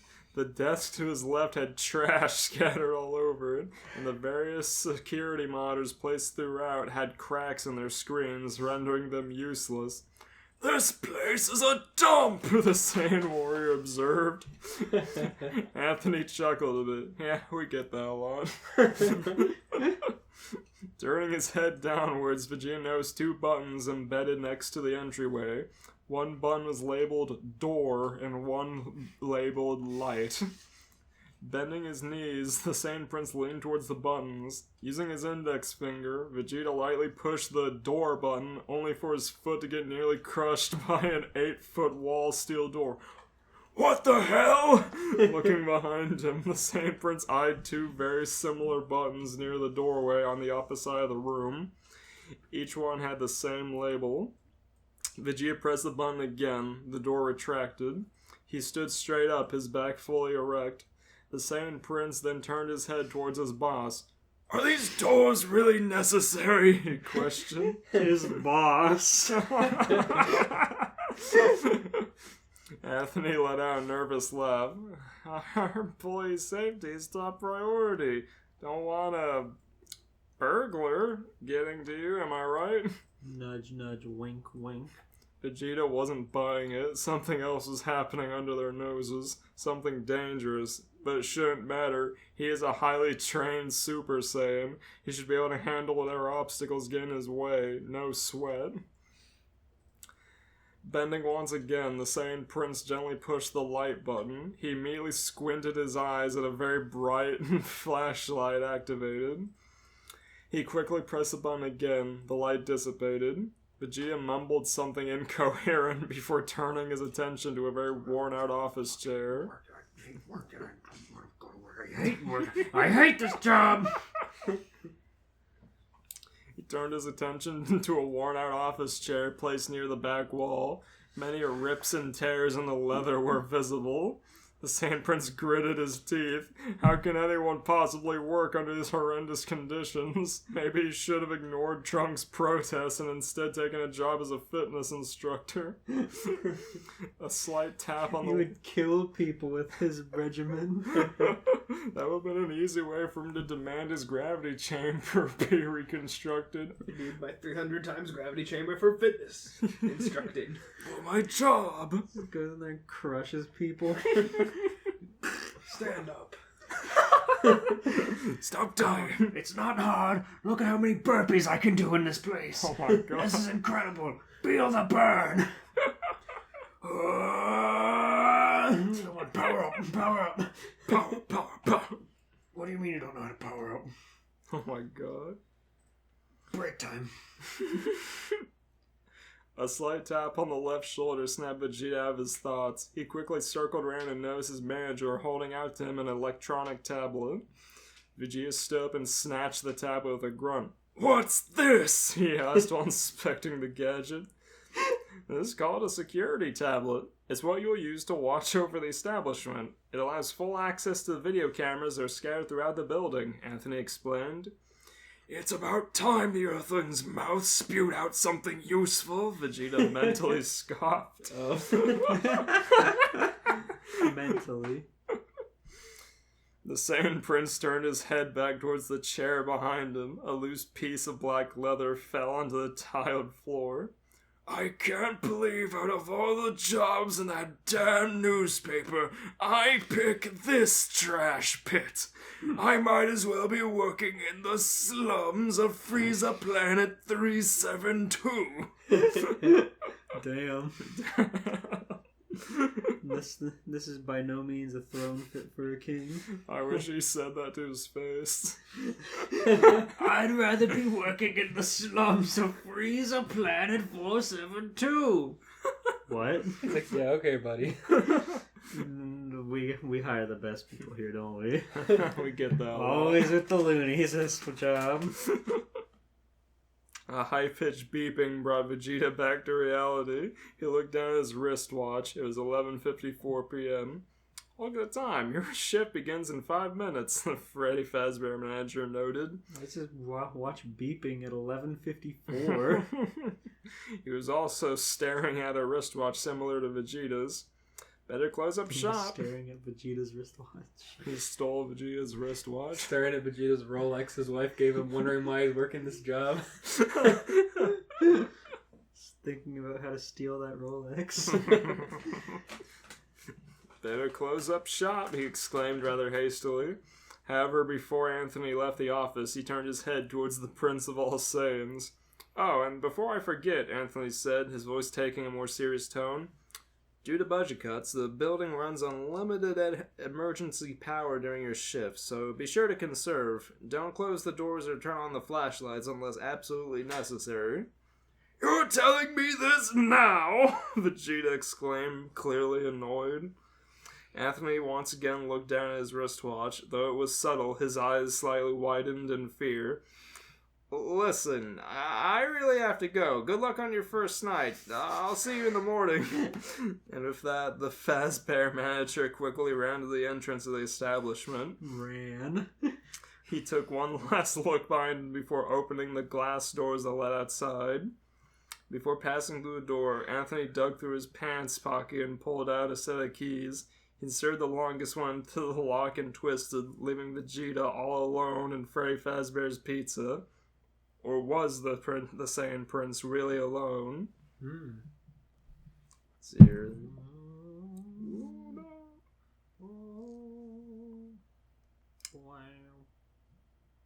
Let's see here. We're on chapter 3 of 5. So I'd say we'll leave this for another time. I'll put this on my to finish list.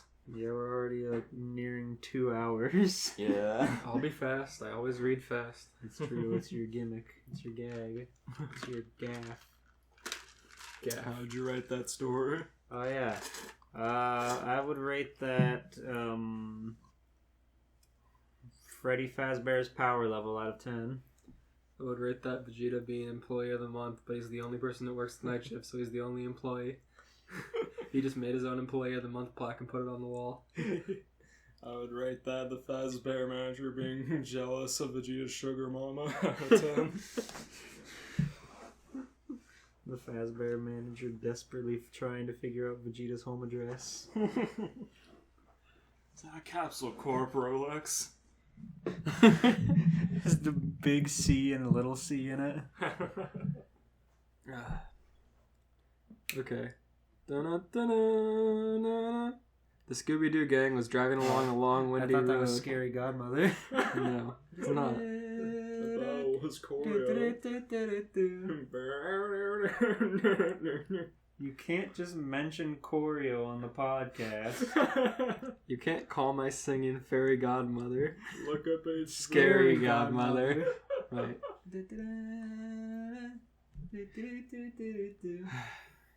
The Scooby-Doo gang was driving along a long, windy road through a busy town when Shaggy's stomach started to rumble again. Oh, I was gonna pick this one. Like, gang, my tummy's starting to act up. What I wouldn't do for a nice extra cheesy cheese pizza with pepperoni.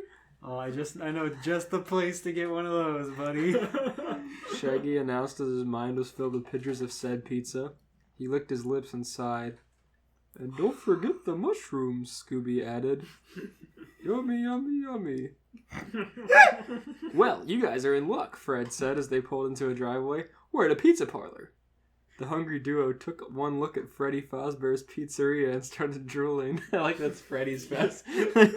Freddy just saw it on the side of the road and was like, oh, pizza for me. Pizza Fred. time. Come on, gang. Pizza time. The two cheered as Velma examined the place. Are we certain this place is open? She asked. And Fred shrugged. Shaggy and Scooby didn't wait. They just shot out of the van doors and raced to the entrance. Boom! Hear the doors bang open as they shoot out. They're just bashing the door open. They're just like running at 60 frames per second against the van doors that are still closed. Like, And they just burst open. A whole bunch of fucking dents. It's like... Big Shaggy and Scooby shaped dents in the metal. It's like fucking Saitama versus Boros when he's trapped in the metal and he just punches out of it. The lock just breaks off. They're so hungry. Me too. If there's pizza on the line, you know I'm getting that. Hell yeah. when Shaggy opened the doors, the whole gang gasped. They had entered a dining room filled with kids and a few parents. There were signs everywhere saying new and improved, and towards the back there was a large stage where a robotic-looking bear, a bunny, and what looked like a yellow duck but was probably a chicken were singing and playing a song. Tables were set up in front of the stage, and there was a carousel in the middle of the room. There was also an arcade game next to the carousel. The smell of pizza filled the air, and the sound of Shaggy's stomach could clearly be heard over the music. I don't know how stomach sounds. Over the quiet music being played by the animatronics. I can't imagine that's quiet. The animatronics stop and look over. Hey, buddy! You want to take care of that? Yeah, this man's in pizza. Just breaking character to yell at Freddy Shaggy. Fazbear himself. Hey, quiet. A robotic-looking boy with a large stomach came up to them, holding a balloon and saying a sign saying balloons. Hi, I'm Balloon Boy. Welcome to Freddy Fazbear's Pizzeria. Follow me. Scooby and Shaggy immediately followed, while the rest of the gang gave each other looks, shrugged, and followed them in. Just them doing their classic Hanna-Barbera walk. Slumping after him. They let a dog in this place. There's kids here. It's not a well-kept place. It's a restaurant. I mean, I know that's the Scooby always ends up in there anyway, but this is like a themed restaurant. Scooby stood up on his hind legs in a trench coat like in the movie. Like, imagine if you went to Dave and Buster's and there was a Great Dane just Walking sitting, just walking around. A talking Great Dane. Freaking yapping, making noise. He's talking. Shut up. Like you said it, old buddy. I love this place. My dog talks. Excuse me, sir, you can't have your dog here. Like, beat it, Buster. Scoob and I are here to eat some pizza. Sir, I'm trying to take your order. You have to order something. Hello. I'd like to order one of you. Stop talking down to my dog. I'd like to order you to get the hell away from me. I'd like to order a new waiter. Stat. He asked me for somebody else. What did you do? Alright, this is Joe, your new waiter. You'll have to go over to that other booth. I don't manage this section. You'll have to change the booth. I don't wanna. No, sir. Who said anything about me moving? I told you to move. I was promised service with a smile, and I'm not smiling, and you're certainly not smiling. So what's the deal? He's been there for like 10 seconds. What's the deal? You tell him, Scoob. They're causing such a scene. Kids are trying to enjoy themselves. It's some kid's birthday in there. A man and his dog are shouting at an employee. They waltzed in and made it all about themselves. They got like a paragraph into the story. I hate Scooby-Doo. We always do this. It's so funny. The waiter's just trying to do his damn job. Here's my service animal, man. He eats the pizza I don't eat. How is that a service? It's not a service at all. Okay. Oh my god. After they sat down and received their food, Velma started to rant. I'm guessing these are animatronics. I wonder how long it took for the creators to program them and get them up and running. Like, man, I have no idea, but I do know one thing, Shaggy said as he took a huge bite out of his loaded pizza. This pizza's amazing. Daphne rolled her eyes. The yellow duck chicken thing came up... Oh, sorry, that wasn't her. That was just the author. Oh. The yellow duck chicken thing came up to them. Hi, I'm Chica the chicken. I hope you're enjoying your food. After a minute, a man wearing a security guard uniform ran out into the stage room, looking seething mad and kind of scared. He dodged all the animatronics, yelping a bit when one came too near. He then threw his hat on the ground. I quit! He shouted for the whole restaurant to hear, then stormed outside. Well, that was weird, Daphne said, and the others agreed. I wonder why he looks so afraid of the animatronics, Velma questioned. Shaggy gulped, shrugged, then went back to eating. Scooby was gorging himself and not even paying attention to the conversation. Just dog just slobbering all, eating crazy. Making a damn mess. That's his own pizza. A guy who looked like the manager came running out. Great, now how am I supposed to find replacements on such short notice? Fred stood up. "We can help, sir," he said, and the manager came over. "What do you need us?" Or he said, "What do you need us to do?" "My night guard just left. Said he wasn't going to put his life in danger any longer." Shaggy gulped. "Danger?" All 5 of them. Fred volunteered all 5 of them instantly. "We need money. We're poor. We travel for a living." We can't afford the bill. Just keep ordering pizzas. This is your fault, Shaggy and Scooby. Fred always basically cons the owner into giving them free food. Yeah, we'll solve your mystery. It'll cost you though. You see, we have a lawsuit pending against us. Your waiters pressing charges after we got them fired for not giving us service. "We need someone to watch over the animatronics at night when they're allowed to move freely without being programmed what to do." "We'll take the job," Fred said, and Velma and Daphne agreed. They were always ready to help someone, plus they knew something fishy was going on here. It was just a feeling they got. Call it detective's intuition. "No, no, no, no, no, no, no, no," Shaggy said while Scooby frantically shook his head. Shaggy slamming his fists into the table. No, no, no, no.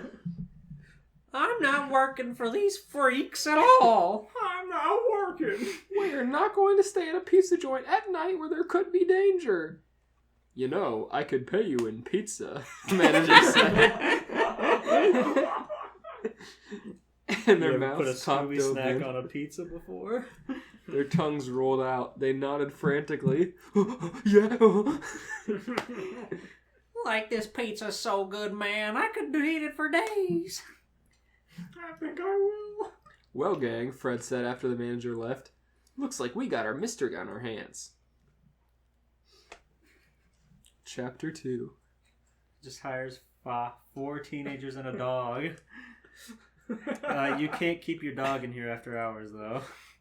That's just asking for trouble. At least this chapter is a little pretty short, so I can get through this one. Cool. Chapter 2. The Scooby Gang came back at midnight a week later, each one dressed in their uniforms. The manager had given them clothes the day they applied for the job. Ready to guard. This was a far cry from what they were used to, but the gang, aside from the 2 scaredy cats of the group, were ready to take on the challenge. "Man, this place is creepy at night," Shaggy gulped. He just had to remind himself of the pizza. His mantra had become, "Remember the pizza, remember the pizza. 101/2 pizzas. Oh, he could taste them now." Okay. "No kidding," Daphne said. "Let's just go."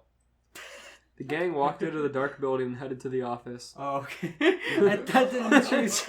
Let's leave. He paid us in advance. He paid us in the food we already ordered and ate in advance. Once they had all taken a seat, the phone started to ring. Where did they take a seat? There's a bunch of them. They're all sitting in each other's laps. Yeah. This is Fred, Daphne, Velma, Scooby, Shaggy. Shaggy's sitting on the floor, but Scooby's not. Yeah. Scooby. It says Scooby jumped into Shaggy's arm when the phone rang. Cool. Fred picked up the phone. Hello? Oh, no, that's it. Hello, and welcome to your new summer job with the new and improved Freddy Fazbear's Pizza. I'm here to let you through some of the things you can expect during your first week here and to help you get started down this new and exciting career path. Exciting? What could be exciting about a night shift? Velma wondered aloud. Now, you want to forget anything you may have heard about the old location, you know. Some people still have a somewhat negative impression of the company.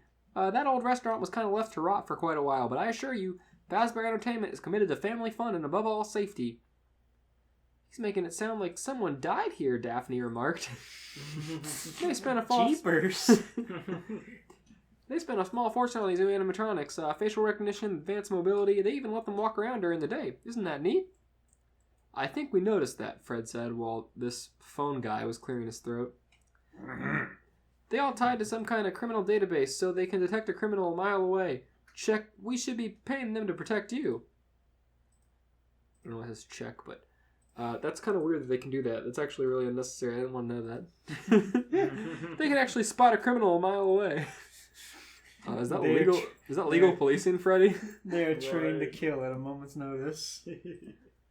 With one flick of the wrist, I can hit the switch and they go into kill mode. They can kill on sight at a mile's notice. They can shoot a beam out of their chest. New and improved. Now that being said, no new systems without its kinks. You're the only second guy to work at that location. Technically third, Velma interrupted. The first guy finished this week, but complained about conditions. We switched him over to the day shift, so hey, lucky you, right?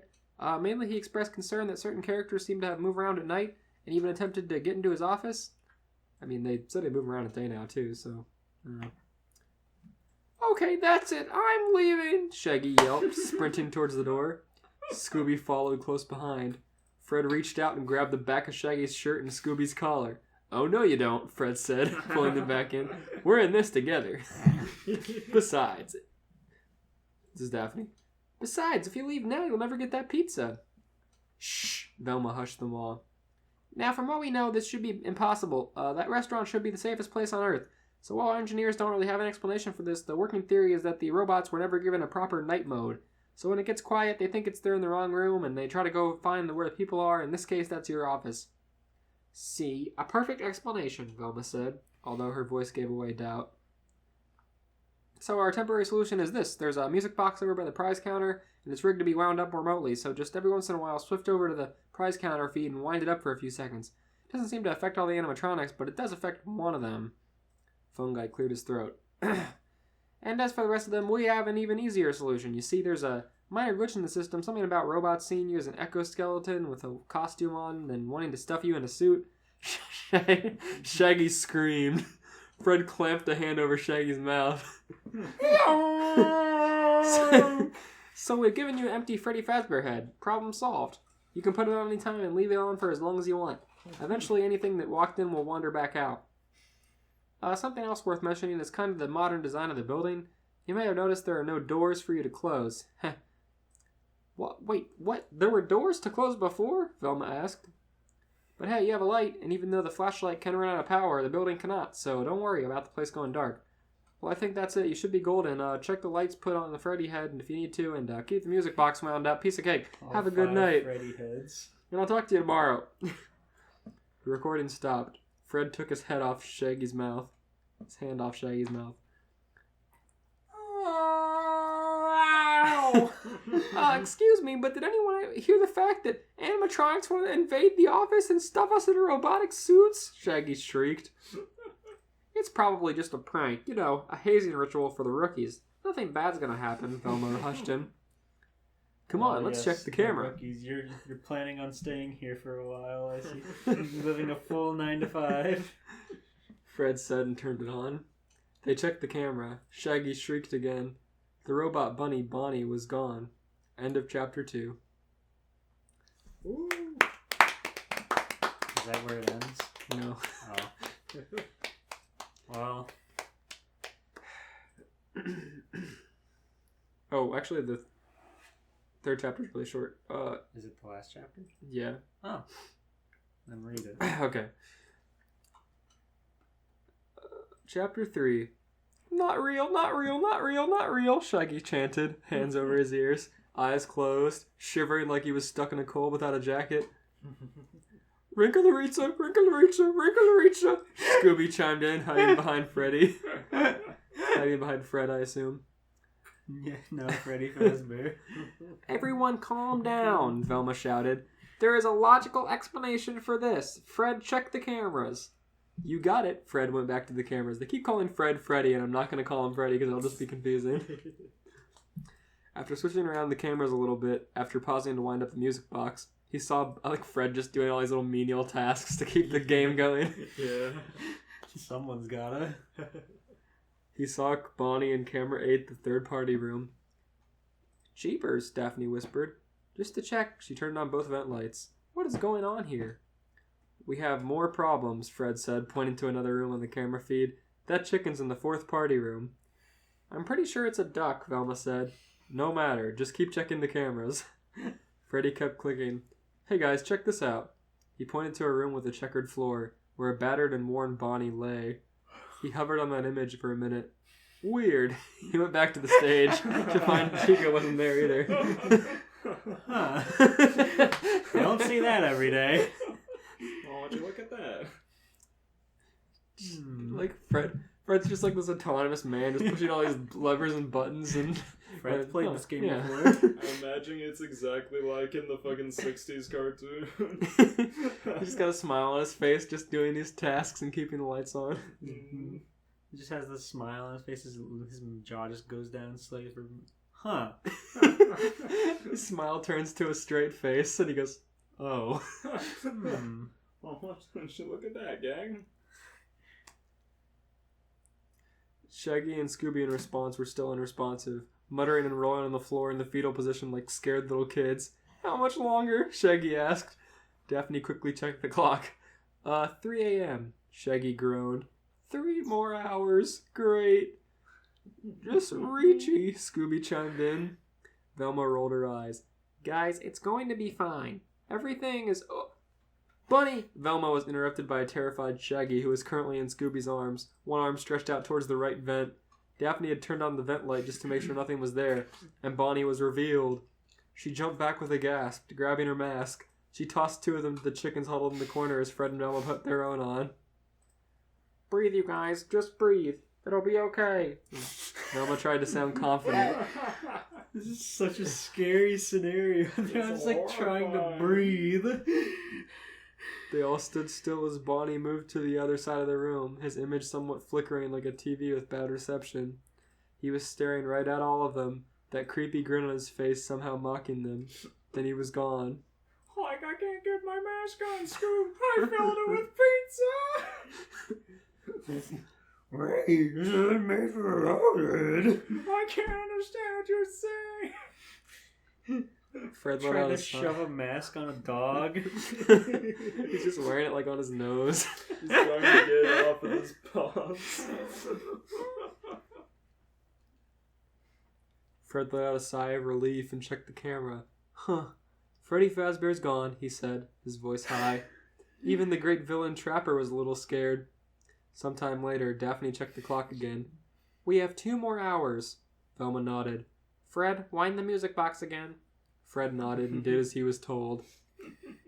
"Do you see Bonnie or Chica anywhere?" Daphne asked. Fred nodded. Yeah, Bonnie's back in the party room and Chica is..." He paled. "I can't find her." Daphne snatched the flashlight off the desk and flashed it down the hall. Shaggy screamed at the sight of the chicken holding her cupcake, her beak missing, eyes dark. Daphne backed up ever so slightly. Fred grabbed her hand. "Jinkies," Daphne whispered. "This is definitely not what we're used to," Velma said. Chica just stayed there for a whole hour, not doing anything, just watching. The group had put on their mask, but she hadn't left. They used the flashlight, but she didn't leave. "Fred?" Velma asked, her voice deeper through the mask. "What?" "Did you remember to wind the music box?" "Oh, shoot." "Wind it then!" Daphne shouted. "I can't see with a stupid mask on," Fred shouted. "Calm down, just wait it out. We can do this," Velma said. Daphne looked back down the hallway. "She's getting closer," she said, referring to Chica. "We're not gonna make it," Shaggy yelped. Scooby huddled closer to his best friend, whimpering. "Everyone be quiet," Fred yelled. "We didn't even get the pizzas," Shaggy cried, shaking his head. "We're not gonna die," Daphne shouted. She flashed the light again, flinching when she saw how close Chica was. Come on, 6 o'clock, come on," Fred muttered. "Come on." Their mortality's never been checked before. Bring! The alarm went off, signaling the shift was over. The lights turned on and suddenly all the animatronics were back in their correct spots. Velma sank back in her chair. "We did it," she cried. "We survived the first night." If only that was the only night they had to deal with. The end. Ooh. There's no way Shaggy and Scooby would go back for more. Hell no. It's their job. They have to do it. I rate that story 100.5 pizzas. I rate that one really bad night for the waiters. I rate that one mask tied to Scooby's collar because they can't put it on his head. I'd like to speak with your manager about this. The nerve of you people! I'm just trying to order a pizza. What'd I do to you? Like, where's my check? I quit. What do you mean you paid me in pizza? That wasn't the deal. I demand compensation. I've been emotionally traumatized, huh? Look at my dog. He's shaking in his boots. He's trying to talk. He's so scared he's trying to tell us.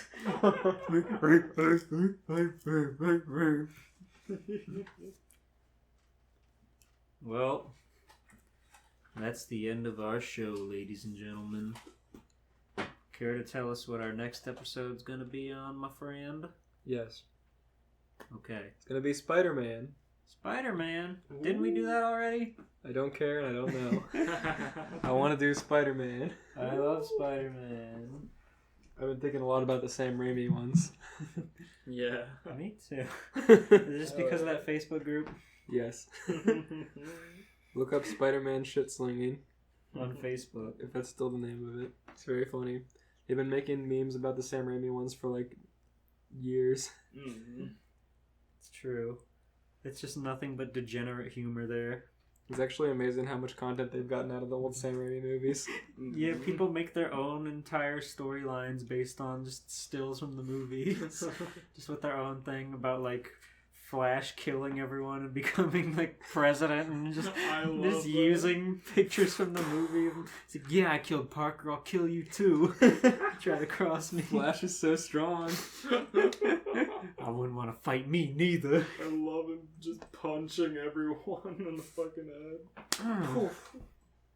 Punching Thanos. Punching Mary Jane. We have done Spider-Man, but we've also done Five Nights at Freddy's. Yeah, I know. So it's fine. Nothing wrong with fine. revisiting. Yeah, we're gonna run out of material eventually anyway, so... Well, we have more things we can do, but I do want to do Spider-Man, so I'm sticking to it. No, yeah, Spider-Man's fun.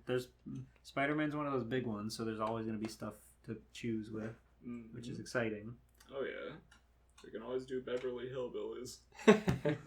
I love Beverly Hillbillies. How many Beverly Hillbillies crossovers are there? I have no idea. Look it up. I'm sure there's some.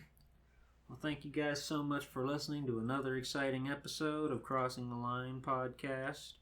We are available on YouTube and Spotify, so you can check us out there. Make sure you follow us out on Twitter so you can get up to date about when we're posting stuff outside of just the podcast. We're planning to do some other stuff down the line. I know we've talked about that a lot on this show, but we really do mean it. We tried with somebody with a new show, and then things got corrupted, and it really irked me the wrong way. Yeah, you do have no more school now, so... It's true. I'm a college graduate with big brain syndrome. We can now read the 6 Beverly Hillbilly fanfictions that exist. Hell Crossovers, Well, I mean. the first thing you know, old Jet the Millionaire, and he said, "Oh, Jet, move away from there." He said, "California is the place you want to be," so they opened up the truck and moved to Beverly There's not a lot of... Hills, that is. I hate you, I can't believe you're saying that. I love it. That show's hilarious. It is. Well, there's a couple of good ones I see. I see Gilligan's Island, and Great. which is really funny to imagine they went to an island. I don't remember it. I think it was on Amazon Prime, Beverly Hillbillies, so you can watch it. And you can watch the whole narrative and spell out. Oh my goodness. See you next time. Bye. Good night, good night, good night, good night, good night, good night, good night, good night, good night. Good